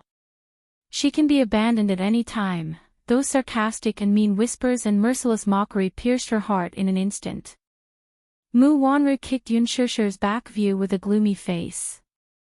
Yun Shishir. At this moment, all the guests on the dance floor stopped dancing. Some of them were envious, and some of them were stunned. They were mesmerized by the couple dancing in the middle of the dance floor. The beautiful and eye-catching scene really made the world lose its color. Mu Yaja's dance was very elegant. She didn't know what skill he used, but Yun Shishir, who was still a little slow in the hands of Gu Xingze, seemed to be enlightened in front of him. Whether it was the dance steps or the melody, it was perfect. Chapter 196. Mu Wanra clenched her fists tightly. She wished she could cut this Yun Shishir into pieces right now. Seeing her standing there alone, Alan immediately walked forward. As soon as he reached her side, he could easily smell the gorgeous fragrance on her body. In an instant, his mind was stirred up. The scene from before suddenly appeared in his mind. In the assistant's office of Dishing Financial Group, he had taken advantage of her to his heart's content. The carefree feeling of being in perfect harmony with her was unforgettable. For so many years, his feelings for her seemed to only exist in his fantasies. That day, all his dreams finally came true. The nervousness and excitement of having an affair stimulated his hormones to the extreme, and he finally stopped restraining himself. Unfortunately, after that, Mu Wanru was lukewarm toward him. She even ignored him. He tried all sorts of ways to get close to her, but she always found all sorts of reasons to avoid meeting him. That day's incident seemed to be the end of their incestuous relationship. Alan had mocked her more than once. Did she not care about him now that he was no longer of any use to her? "Madam, if you don't mind, I'll dance with you." He was being kind and wanted to ease her awkward situation. Being abandoned by Chairman Mu on the dance floor and Gu Xingzi ignoring her, she must be in a very awkward situation. "What dance? I'm not dancing anymore." Mu Wanru angrily turned to leave the dance floor. Aaron chased after her with a nervous look on his face. "Don't follow me," she said angrily, driving him away mercilessly. "Madam," Mu Wanru walked to a secluded corner and suddenly turned around to glare at him. "Go away, don't bother me." "Wanru." Alan mustered up his courage and grabbed her wrist in a corner of the corridor. He did not let go. Mu Wanru was slightly taken aback by his overly intimate form of address. Her heart skipped a beat before she reacted and turned around to give him a slap. Slap. It was a crisp and clear sound. "Why are you calling my name? Are you afraid that others can't hear you? Aren't you afraid of gossip?" Alan said confidently, "I'm not afraid. I'm afraid." Mu Wanru tried her best to suppress her anger and pretended to be calm. "Alan, you have to know who you are. I'm still Chairman Mu's fiancé, and you're my fiancé's assistant. Please show some respect." Alan stared at her, but he didn't say anything for a long time. His eyes were burning. "Let go. You. Let go of me." Mu Wanru panicked. She reached out her hand to break free. Her face was filled with anger. "What do you want?" Ellen said with a lonely expression, "Are you going to cut ties with me now? What do you take me for?" As if struck by lightning, Mu Wanru immediately requested, that matter, please forget about it." "Forget? It clearly happened, so how could I pretend to have lost my memory?" "Wanru, you enjoyed it that day too, didn't you? You're not pretending, are you? You want me too, don't you?" Alan asked again and again. His explicit words made Mu Wanru's heart jump. "Stop talking." She wanted to give him another slap until he woke up. Although she was Mu Yaja's fiancée, it was only in name. Not to mention bed matters, even basic intimacy was very rare. She was also a woman. Naturally, she also had needs and needs to vent in terms of men and women. That day, she really enjoyed it. It was a pleasure that she had not tasted for many years. It made her body and mind sink. Chapter 197. After he confirmed the destruction of Yun Shishir and Yun Tianyo's information, she gave him the cold shoulder and avoided him, pretending that the incident that day did not exist. He asked bitterly, "Are you abandoning me now that I'm no longer of any use to you? Or is it that my feelings aren't firm enough and you don't believe me?" "Shut up." Mu Wanru said helplessly, "I can't leave him, just give up. There's no possibility between us." Their relationship was nothing more than a love that could not see the light of day. Although it had already sprouted, she wanted to strangle it in the cradle. "Wanru, I've never asked for a status. I only want to be with you. Even if it can't see the light of day, I'm not afraid. It's not like you haven't seen Mu Yaja's methods. Are you really willing to betray him for me?" Mu Wanru's expression changed. She had clearly thought of something. This Aaron was still useful to her. She might as well make use of him a few more times. Yun Shishir had not been completely eradicated yet, and she was lacking manpower. Alan confessed affectionately. For you, I'm willing to climb a mountain of swords and plunge into a sea of fire. Even if I have to tread on fire, I'm willing to do so. Really? Mu Wanra's eyes flashed. She gave a sinister smile and pretended to be weak. Are you really willing to do anything for me? Yes. Yes. He nodded heavily.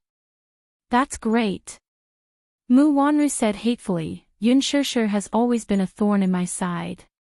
Get rid of her for me, I want her to be utterly ruined. Blood flashed in his eyes. He looked like a servant bewitched by a demoness. Even if there was a bottomless abyss in front of him, he would not hesitate to risk his life for her. Wanru, what should I do? What do you want me to do? Tonight, the company's top management wants to see her. Help me send this woman to Director Lee's bed. Remember, you must do it flawlessly and cleanly. Aaron nodded heavily, his eyes showing determination. I'll make sure she has no chance to rise again. Mu Wanru said fiercely. She then smiled charmingly and pushed open the door of a suite. Leaning against the door, she hooked her finger at him. Alan walked over as if he was obsessed. Mu Wanru smiled mischievously. She reached out and hooked Alan's shoulder, leading him into the room. She turned around and saw the door close. Now, this room only belonged to them. The woman smiled coquettishly and held his shoulder. She stood on her tiptoes and kissed his thin lips. Her breath was like orchids. Alan, hold me tight. Quick, she seemed a little impatient. Muyaja had never laid a finger on her. She had even suspected that he had some kind of hidden disease in that area. It wasn't until 6 years ago when that woman became pregnant with his child that she understood that he just didn't want to touch her. He must not have been mentally prepared, right? Mu Wanru was not willing to give up. She swore that she would win his heart sooner or later. She was determined to win this smokeless war between the rich and powerful. Under her encouragement, Alan became excited. It turned out that she really had him in her heart. She must have some feelings for him. Otherwise, there wouldn't be a second time. The two of them were completely immersed in a happy world.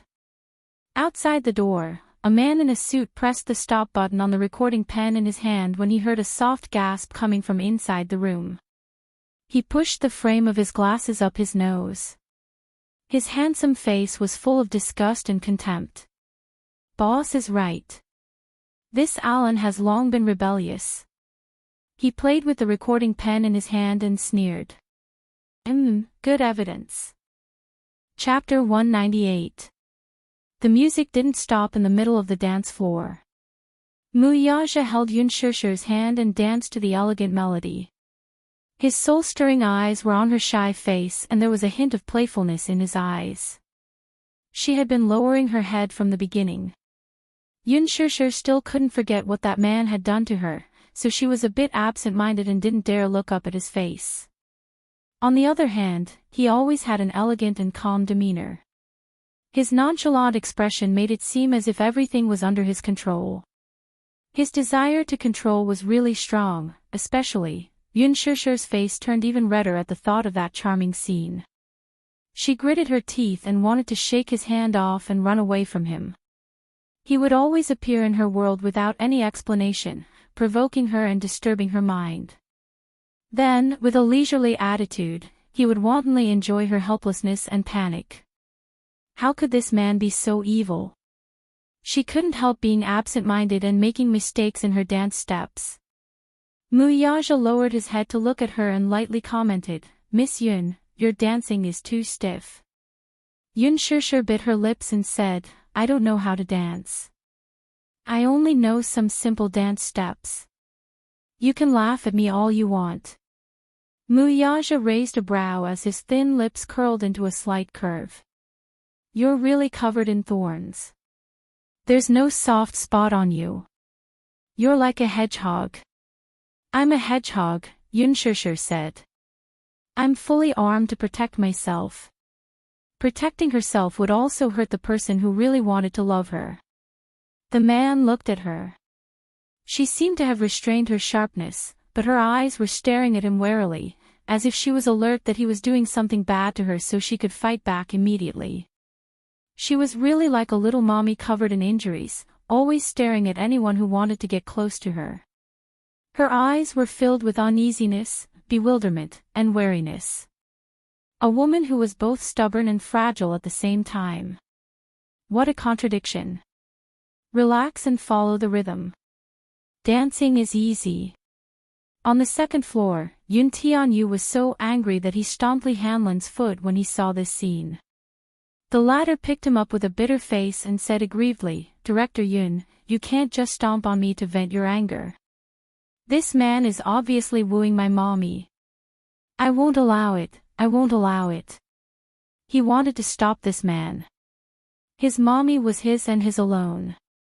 How could he allow anyone to barge into their world and call himself king? Usually, Yun Tianyu was unruffled as if everything was under his control. However, when it came to his mommy, he always lost control.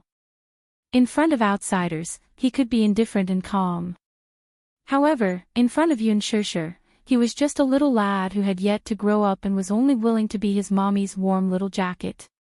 Director Yun, please calm down. In the VIP seats, Xiao Yichen downed an entire glass of fruit juice. He was clearly feeling down. Looking at Yun Shishir, who was in the middle of the dance floor, he wished that he could grow up quickly and become a tall man like his daddy so that he could dance with this beautiful sister. Chapter 199. His thoughts seemed to be drawn as those fragmented dreams flashed in his mind.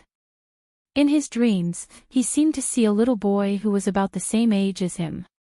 His facial features were exactly the same as his, with soft hair and handsome eyebrows. However, that delicate and pretty face seemed a little indifferent.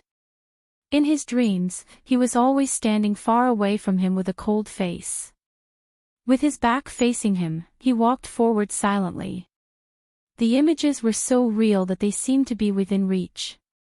He always chased after him recklessly, but no matter how he walked or ran, he could not catch up. As he walked further and further away, he woke up from his dreams in fear. When he woke up, his whole body was covered in cold sweat. The realistic dream made him feel as if he had overdrawn his energy. There were a few times when he dreamt that the little boy was lying on a bed. His soul seemed to have been substituted into this body, and he could not move. A woman sat by the bed. The outline of her face was indistinct, and he could not see it clearly. He could only vaguely make out her gentle eyes. She kept caressing his face, and her eyes were as gentle as water. That dream was long and torturous. When he woke up, he felt that his limbs were extremely heavy and his head was dizzy. The family doctor diagnosed him with a high fever for no apparent reason. Coming back to his senses, Xiao Yichen stared fixedly at Yun Tianyu's face. That face overlapped with that of the child in his dreams. It's you. He cried out in surprise. His voice was not loud, so it was quickly drowned out by the dance music. However, as if he had telepathy, the boy turned to look at him, only to see him nimbly climbing up the stairs with his short legs and running toward him. Yun Tianyu was startled. What was this little rascal doing here? Was he here to look for him? Director Yun, that young Master Mu seems to be looking for you. Yun Tianyu could not see him, but with his height advantage, Li Hanlan could easily see Xiao Yichen's figure running up the stairs and chasing after Yun Tianyu. Let's go, ignore him. With that, Yu turned to leave. Li Hanlan followed closely behind him with nimble footsteps. Seeing this, Xiao Yichen panted and reached out his hand. Don't run. Why was he running? He was not a ghost. Was he avoiding him? Xiao Yichen stomped his feet in dissatisfaction and continued chasing after Yu. Yu had amazing stamina, but when he turned back and saw Xiao Yichen catching up to him, his expression changed. Short legs, you run pretty fast. Lee Hanlon held his little hand and said helplessly, why must we run, President Yun? I don't want to see him, Yun Tianyu replied snappily. I don't want to acknowledge him as my brother. How stupid. I find. Oh. Lee Hanlon broke out in a cold sweat and didn't say anything else. Yun Tianyu did not sleep well last night, so he was panting from running. He suddenly said, Agent Lee, carry me. Hearing this, Lee Hanlon bent over and lifted him over his head. Yun Tianyu naturally sat on his shoulders, grabbed his ears, and ordered seriously, run faster and shake him off. Lee Hanlon had the height advantage, after all. Every step he took with his long legs was equivalent to Xiao Yichen taking 3 steps. In less than 10 seconds, he had shaken him off. Xiao Yichen stood on the spot with a gloomy face. Panting, he put his hands on his waist and stomped his feet angrily. Ugh! I lost him. Who was that little boy? Chapter 200. Boss, I've done as you instructed. In the VIP seats, a man in a suit stood respectfully beside Mu Yaja and handed him an exquisite recording pen. He cocked a brow and glanced at the man from the corner of his eyes. Which room is it? 208. Ha! Mu Yaja kept the recording pen in his suit pocket as his thin lips curled into a cold smile. This small fish has taken the bait, but the big fish hasn't made a move yet. He picked up a glass of wine and swirled the scarlet liquid in it. His voice was languid and deep. This big fish has been waiting for a few years. It's about time for it to come out of the water, right? The man nodded. Now that the people in the conglomerate are unpredictable, the board of directors is, Chairman Mu. A crisp voice interrupted the man's words. Mu Yaja looked up unhappily and saw Tang Yu shyly walking toward him with a glass of wine in her hand. Emboldened by the alcohol, she tried to get closer to him. Chairman Mu, why are you sitting here alone? Isn't young Mistress Mu by your side? As she spoke, a smile bloomed on her face that she thought was charming. She swayed her seductive body and sat down beside him. The shoulder straps of her gown unknowingly slid down her shoulders, revealing her fair and charming neck. She drank a little wine, which naturally boosted her courage. She saw Mu Yaja inviting Yun Shishir to a dance earlier. It turned out that he was not that unattainable. If Yun Shishir could be his dance partner, there were naturally women who could be his bed partner, too.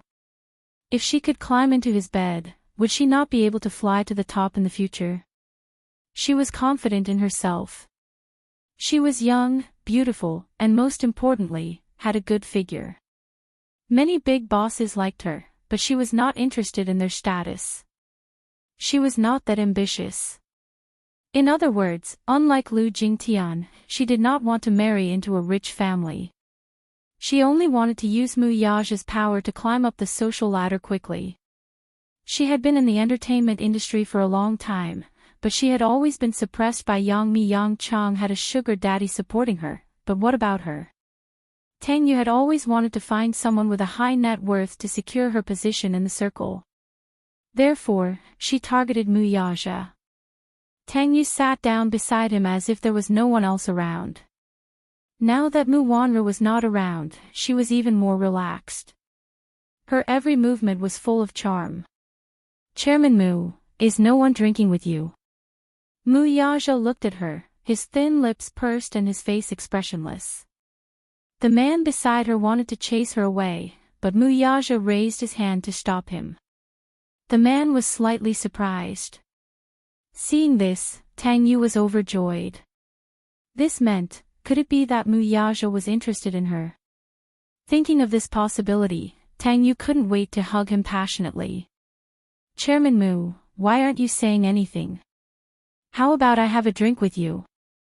Her coquettish words gave people goosebumps all over. Alas, Mu Yaja was very calm.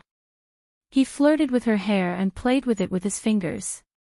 Is there anyone booking you tonight? No. Chairman Mu, do you mean? Her heart thumped wildly, and she was extremely nervous. Looking at him up close, she was surprised to find him so handsome. She was over the moon at the thought of this man being interested in her. Mu Yaja smiled. Accompany me tonight, then. Chapter 201. Unknowingly, half of the banquet was already over. The media had already cleared the venue, and the reporters had all gone home to prepare tomorrow's headlines. At this moment, the entire venue seemed to have shed its dignified disguise, as if a mask had been removed, revealing the drunken state of the party. It was as if the real cocktail party had just begun, and the real theme had officially begun. There was no lack of powerful and influential people attending this cocktail party. With the help of the alcohol, they all began to search for prey on the scene. At this moment, many female artistes who could not hold their liquor were already tipsy. There was no room for discussion. As long as they picked someone, they would immediately take them away. Many newcomers were ignorant of the ways of the world. After drinking a few glasses of specially prepared wine, they were completely drunk. Yang Mi was also drunk. She leaned against Li Jiuxian, and their faces were very close to each other. Without the presence of the media, she was much bolder. She intimately hugged Li Jiuxian's shoulder and whispered into his ear. Han Yuyan glanced at them and secretly used her phone to capture a few images. Yang Mi and Li Jiuxian were rumored to have fallen in love with each other. However, both of them denied their relationship, saying that it was just a media hype. However, in reality, relationships between men and women in this industry were not that simple. There were many who were too immersed in their roles and turned the fake into reality. However, if Yang Mi admitted her relationship, it would be a huge blow to her popularity. She was not stupid. She was just using Li Jiuxian's great momentum to hype herself up. In a quiet VIP area, Yun Shishir leaned on the sofa. Her entire vision was a little blurry. She did not drink much tonight, but her alcohol tolerance was shockingly low. After taking a sip, her entire face flushed red. After drinking a glass, her vision was spinning. When she came down from the dance floor, Lin Fengtian led a few investors over to her and asked her to propose a toast. Yun Shishir did not dare to refuse. She naturally trusted Lin Fengtian's character. Hence, she did not drink a glass of wine. It was just a glass, but she was already swaying left and right. When Lin Fengtian saw this, he was so shocked that his face turned pale. He thought that Yun Shishir would be able to drink a little. He did not expect her to be so drunk after just one glass. He quickly helped her to the side and called for Qin Zhou. Qin Zhou was originally drinking for Gu Xingze. Just when he was in full swing, Lin Fengtian ran over and told him that Yun Shishir was drunk. He rolled his eyes. No way. Is her alcohol tolerance that bad? He looked defeated. His life as a manager was really tough. Not only was Gu Xingze not a good drinker, but he also had to help Yun Shishir clean up the mess. He sighed, but there was nothing he could do. Qin Zhou was very fond of Yun Shishir, so he rushed over. Sure enough, she was in a daze. Let's send her back first. Lin Fengtian, who was standing at the side, lost his temper and was speechless. All right, Director Lin, I'll have to trouble you to help me deal with this. Lin Fengtian waved his hand disdainfully at him. Qin Zhou walked out of the hotel with Yun Shishir in his arms. A man who looked like a concierge immediately came forward and said enthusiastically, "Sir, would you like me to arrange a special car for you?" "Yes. Hurry up and arrange a car to send this lady home." Qin Zhou nodded and did not think much of it. The concierge immediately took out his walkie-talkie and seemed to be making arrangements for him. Chapter 202. The car arrived quickly. It was a black Santana. Qin Zhou was about to help Yun Shishir into the car, but he was stopped by the concierge. "What's wrong?" Qin Zhou frowned, feeling that something was amiss. The concierge smiled and said politely, "Sir, let me send this lady to the car. May I ask where she lives?" Qin Zhou glanced at him and smiled playfully. "The service is so good." "Of course." Qin Zhou looked down at the unconscious Yun Shishir in his arms and felt a little worried. If possible, it would be best to send her back personally. He was still a little worried about her. However, the service of the Imperial Palace Hotel was first class. He naturally trusted it and didn't suspect anything. He had seen her resume and knew where she lived, so he gave him the address. "Then you can send her home personally. Golden Star City International Apartment. When you reach the door, please help this lady upstairs." The concierge bowed elegantly. "It's my honor. I will send this lady home safely." Qin Zhou handed her over to him. The concierge helped Yun Shishir into the back seat, closed the door, and sat in the front passenger seat. However, at an angle that Qin Zhou couldn't see clearly, he handed a business card to the driver. "Go here." On the business card, it was West Taihu Villa District, the residence of Huanyu's high-ranking director Li. The latter understood tacitly and naturally understood that the woman sitting in the back row had been chosen by some big shot. The Santana left. Qin Zhou looked at the black car in the distance and felt a little uneasy. He regretted that he should have sent her back personally. However, there were still a few brands waiting for him to negotiate at the banquet. One of the endorsements was the highlight of the night. He must be thinking too much. From the driver to Li Bin, they were all people from the Imperial Palace Hotel. What trouble could there be? Qin Zhou took a deep breath and turned back to the hotel.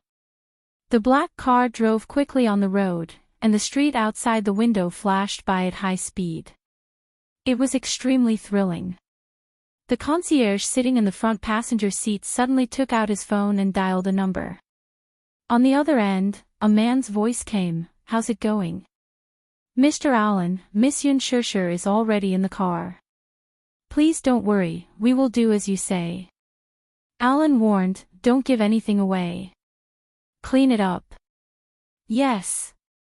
The concierge hung up the phone and looked at the person in the back seat. He saw Yun Shishir leaning against the car window with her eyebrows knitted. She was obviously uncomfortable. On the other end, Aaron hung up the call and turned his head. He saw Mu Wanru standing in front of the dressing mirror, meticulously applying her makeup. She didn't even turn her head as she asked, "Has everything been arranged properly?" "Yes, Wanru, don't worry. I've already made the arrangements. There won't be any problems. When the time comes, contact with the press to tell them that there's a big story tonight. By tomorrow, the scandal about her will be all over the place." Mu Wanru smiled with a vicious glint in her eyes.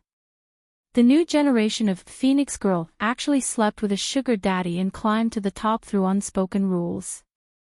"Aaron, what do you think of this headline? This is truly flawless." Alan walked over and planted a kiss on her forehead. Mu Wanru responded enthusiastically, smiling coquettishly. "Aaron, your performance today was amazing." Chapter 203. Ai Luan, you did great today. In what way? Ai Luan was in a good mood and teased her. "In bed, and, haha." Mu Wanru poked his chest with her slender finger, her expression ambiguous. Ai Luan was attracted by her seductive look and couldn't help but lean on her again. "Wanru. Can I have more?" "No. You're too greedy. You're too greedy. You've already taken me twice. Stop messing around." "Haha. Okay, I'll stop." Ai Luan let go of her obediently. Mu Wanru stood up. Under her meticulous makeup, she still looked elegant and noble. "Yun Shishir, let's see where you can escape tonight." On the way, the Santanas sped all the way to the West Taihu Lake Villa. However, at some point in time, the car's headlights kept flashing, piercing their eyes. The loud roar of the sports car lingered in their ears like an angry lion, roaring and glaring at them. What's wrong with this car? It's been chasing us since just now. The driver adjusted the angle of the rearview mirror, and the long shots behind him kept flashing, almost blinding him. It was a limited edition Bugatti Veyron worth tens of millions.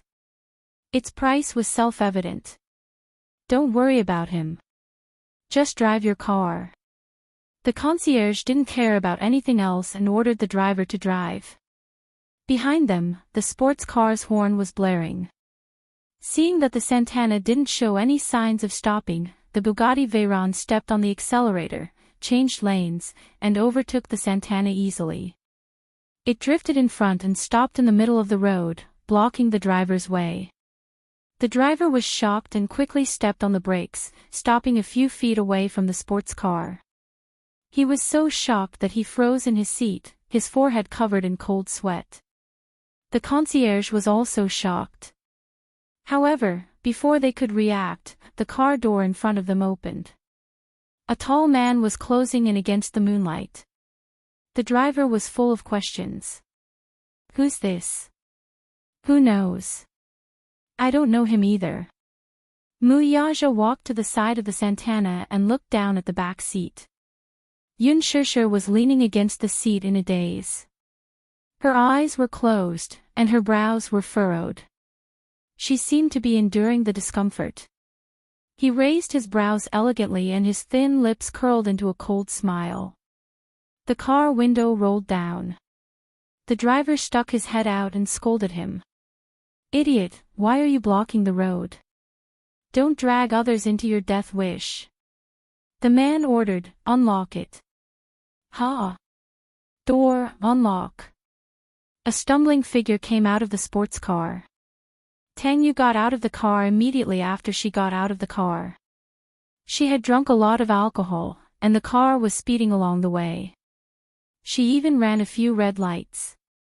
In order to maintain her image, she did not vomit in the car. What are you doing? It can't be a robbery, right? The driver was terrified. But it's impossible. I've never seen anyone driving a car worth tens of millions to rob a Santana. What are you trying to do? My woman is in the car. The driver's lips twitched. Are you kidding? Your woman. Who are you? I don't have much patience. 1, 2, in the silent night, the sound of a gun being loaded could be heard. The next second, the cold muzzle of a gun was pressed against the driver's forehead. The dark muzzle of the gun was emitting cold air. Chapter 204. The chauffeur's face was pale, and his lips were trembling in fear. Click. The car door was unlocked. Muyaja carried Yun Shishir, who was in a daze, out of the car. She was so thin that he could easily carry her in his arms with one hand. With the other hand, he carried Tang Yu over and pushed her into the car. With a bang, the car door was closed. The chauffeur was even more confused. What's going on? Muyaja said, You got the wrong person. This woman is the one. The chauffeur was speechless. Tang Yu was thrown into the back seat by Muyaja. Then, the car door was locked. She couldn't open the car door, and she was as anxious as an ant on a hot pan. She was scared out of her wits. She didn't understand why Muyaja threw her into an unfamiliar car. She was so anxious that she hit the car door with all her might. With a ferocious face, she cried, Chairman Mu, what do you mean by this? Why did you throw me into this car? Didn't I follow you tonight? Drive. Muyaja ignored her and said coldly to the chauffeur. As soon as he finished speaking, the chauffeur stepped on the accelerator as if he had been granted amnesty. He sped away with Tang Yu's screams. Poor Tang Yu. She was naive and delusional to think that she could hook up with Muyaja and rely on him. However, in Muyaja's eyes, she was a bait, and to put it bluntly, she was just a scapegoat. Not far away, a phaeton rushed over. Min-yu pushed the frame of his glasses up his nose and got out of the car. He saw Yun Shirshir in Muyaja's arms. This woman seemed to be drunk and was now unconscious. She was leaning on the man's chest in a daze, and her body was moving around uneasily. He said softly, "Boss, this is Yun Shirshir." Muyaja's eyes softened when he said her name. "So it's her." Min-yu exclaimed and praised from the bottom of his heart, "This woman is beautiful. She looks like she walked out of a painting." As soon as he finished speaking, Muyaja's expression changed, and he looked at him coldly. "Do I need you to judge me?" There was a dangerous look in his eyes, and Min-yu immediately broke out in cold sweat. The boss was very possessive. He had only taken a glance, but the boss was glaring at him like a tiger watching its prey, as if guarding against his covetous intentions. How would he dare? However, he soon understood his boss's intention. At first, he thought that the boss was really interested in Tangyu, but he didn't expect that Tangyu was just a scapegoat. Two-faced, he was too two-faced. You can't offend the boss, or you won't even know how you died. Muyaja carried Yun Shirshir to the back seat and closed the door. "Boss, where are you going?" Min-yu asked. "Go home," Muyaja said calmly. Min-yu knew very well that the home he was referring to was not the Mu residence. "You're in charge of following up." "Boss, don't worry." Muyaja replied calmly, then lowered his head to look at the drunken woman in his arms.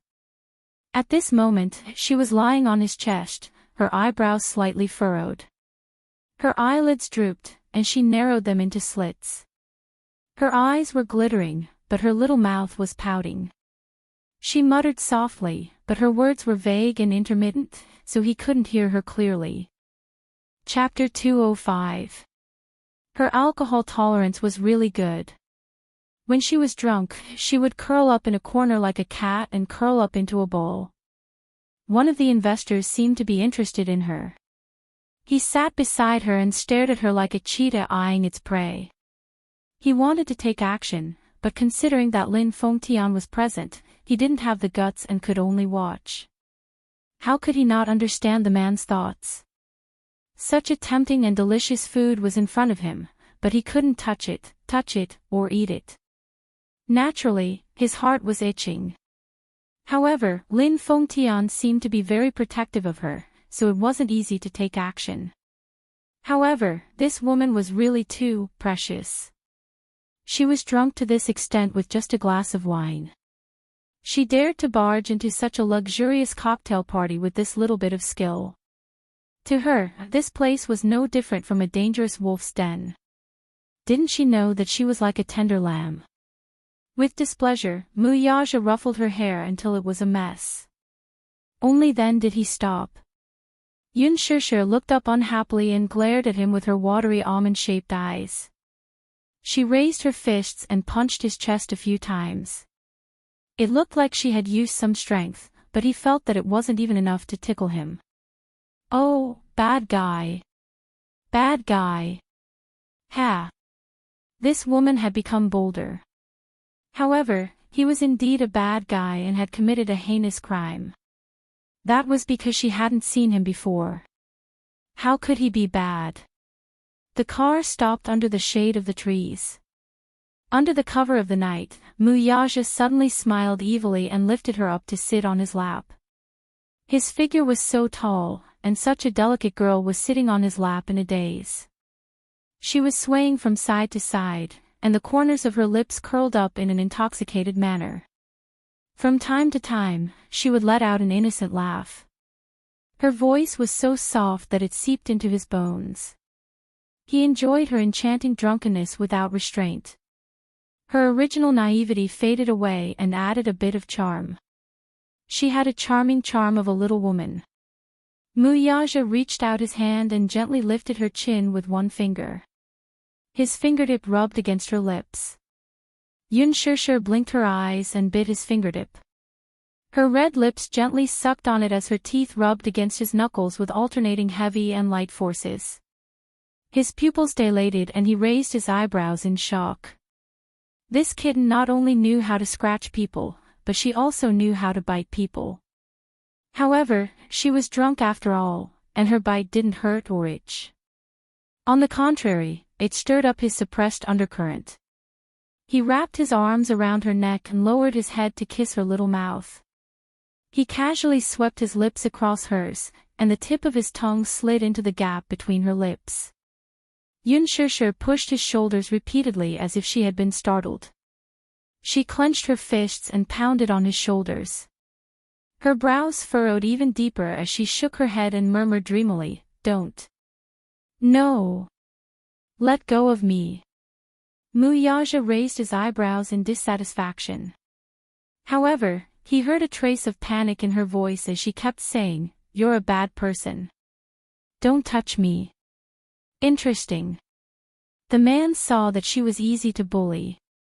He reached out and pinched the tip of her nose until she couldn't breathe. Then, he waved his hand in a flurry. Fun. As if he had found an interesting scene, Muyaja provocatively pinched her chin and then her cheeks. It was like a child playing with his beloved toy. Ah! Yunshishir couldn't stand the disturbance. She angrily slapped away his mischievous hand. Chapter 206. Gu Xingze. As soon as she said that, Muyaja's face suddenly darkened and turned cold. At that moment, the atmosphere seemed to have frozen over. It was as if the hot summer had suddenly fallen into 1,000 feet of ice. A trace of anger appeared on the man's somewhat displeased face. His pair of phoenix eyes that were as deep as the abyss were dyed with a bit of anger. Now, she was in his arms and calling out another man's name. To a proud man like Muyaja, this was undoubtedly a disguised provocation. She actually called out another man's name. This stupid woman. Whose name are you calling? He pinched her waist in anger. It was neither light nor hard, making her laugh foolishly. Hee hee. It's so ticklish. Don't bite me, Yunshishir hugged his shoulders. Her bell-like laughter drifted in the wind like a pleasant wind chime. Did she think he was joking with her? Damn it. He suddenly grabbed her cheeks and used a bit of strength with his fingertips, deliberately pinching her to hurt her. Ah, it hurts, Yunshishir cried out in pain.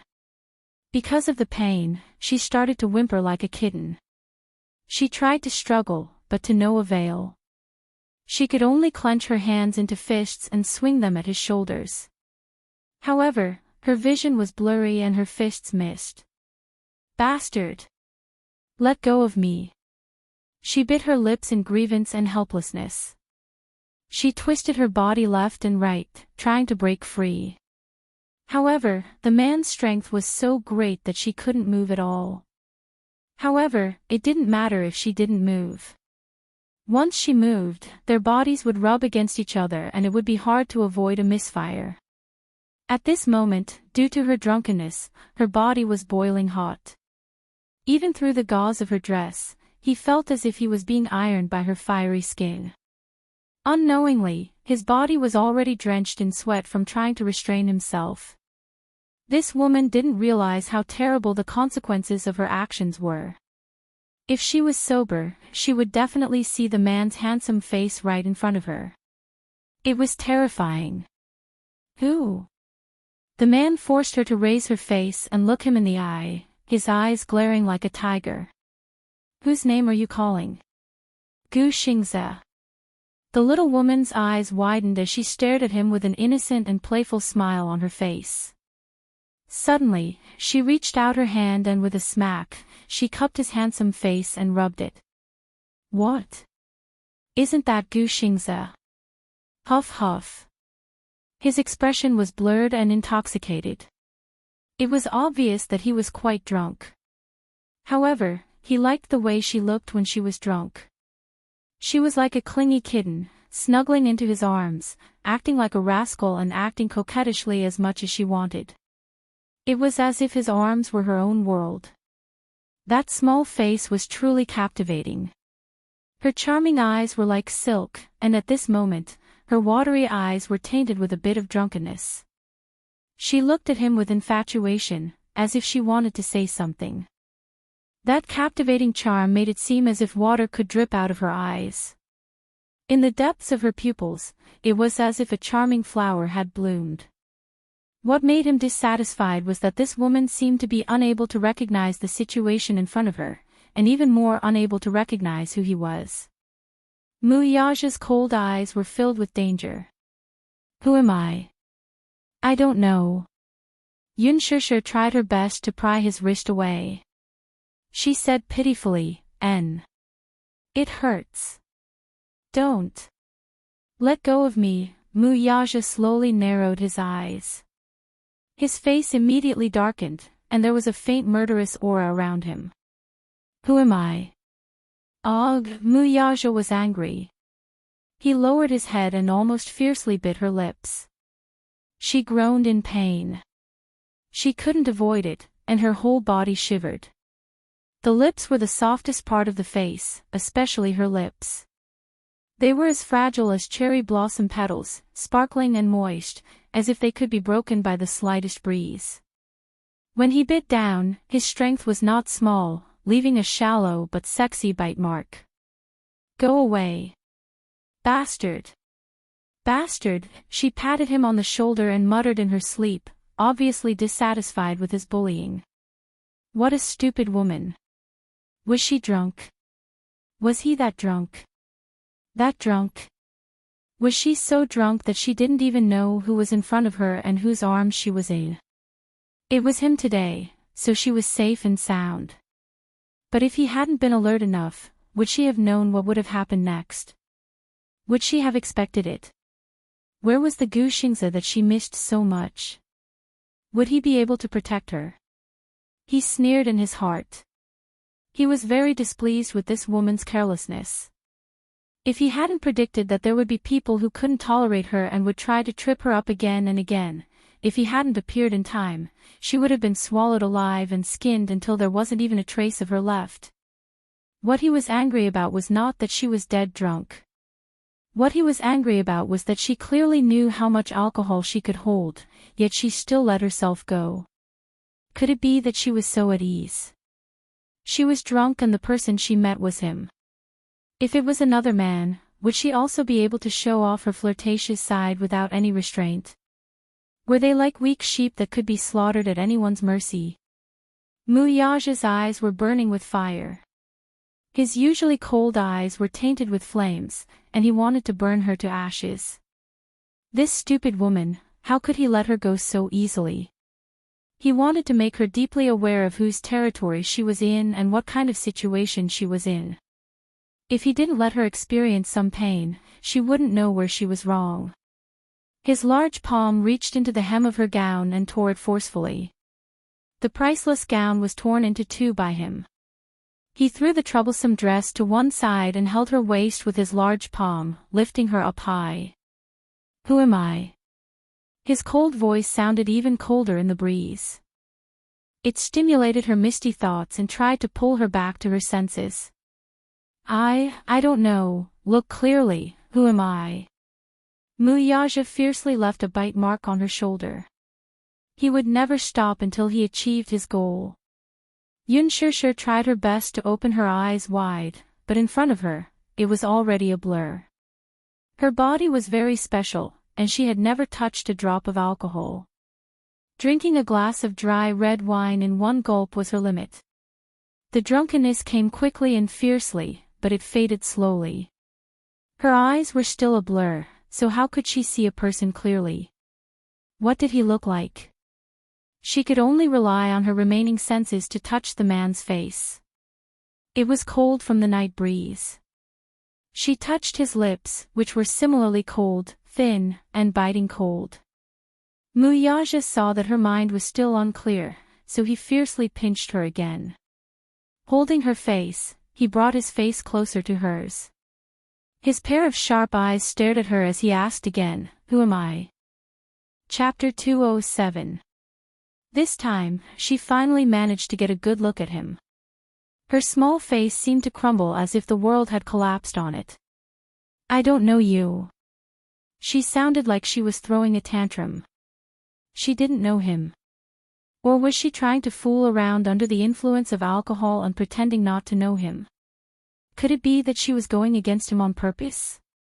You don't know me. Yun Shishir turned her face away. She didn't want to see him. She was using the alcohol as an excuse to throw a tantrum at him. Although she was in a dream, she could still recognize who the man in front of her was. But she was angry and didn't want to bother with him. Even if she didn't bother with him, he had ways to make her bother with him. Yun Shishir's body stiffened abruptly when she felt the hand roaming under her skirt. Her face instantly turned pale. Don't touch me. Jerk, I don't want you. Go away. You have a fiancé and a woman.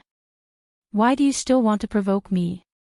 Why do I have to be bullied by you and suffer your anger? Why? He had a fiancé, didn't he?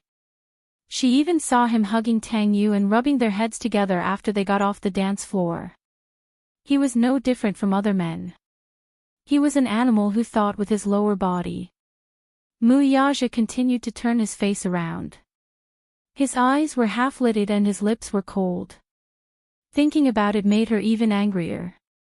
She said angrily, I want to get off the car. The moment she said that, the man pulled her arm forcefully. Muyaja scooped her up and pulled her into his embrace. Yun Shishir was shocked. She couldn't help but gasp. In the blink of an eye, he had already carried her up and straddled her. Muyaja's eyes revealed a playful smile. He lifted his thin lips and said in a low and seductive voice, Woman, do you have to be stubborn with me? Call my name. No. Muyaja was dissatisfied with her stubbornness. He rubbed her plump breasts through her clothes. Scream. Yun Shishir's body trembled slightly. Her face immediately tensed up as a bad premonition arose in her heart. Yun Shishir struggled uneasily, but the man clasped her waist tightly. His large palm pressed against her back, pressing her even closer to his chest. The two faces were so intimately close, the tips of their noses touching, and the breath of their lips touching. Such a close distance really made her feel uncomfortable. Looking at the demonic handsome face that was just inches away, Yun Shishir helplessly pushed against his chest. This man, how could his strength be so great that she didn't even have the slightest room to struggle? She looked away helplessly, but her chin was tightly pinched by his long fingers. She was forced to face his face. She was forced to look at his face. Her eyes narrowed in pain and were faintly moist. Her soft red lips were crystal clear, just like a delicious cherry. He fiercely captured her lips and sucked on them. That soft and sweet feeling was even better than what he had imagined. Once he kissed her, he couldn't stop. His body heated up and he greedily wanted more. Kissing her cherry lips, his right hand reached into the hem of her clothes. He was in the mood and continued to do what he hadn't done earlier. Her body was extremely sensitive. Just a light touch and she couldn't help but tremble. Her fair cheeks flushed red shyly, but it looked even more alluring.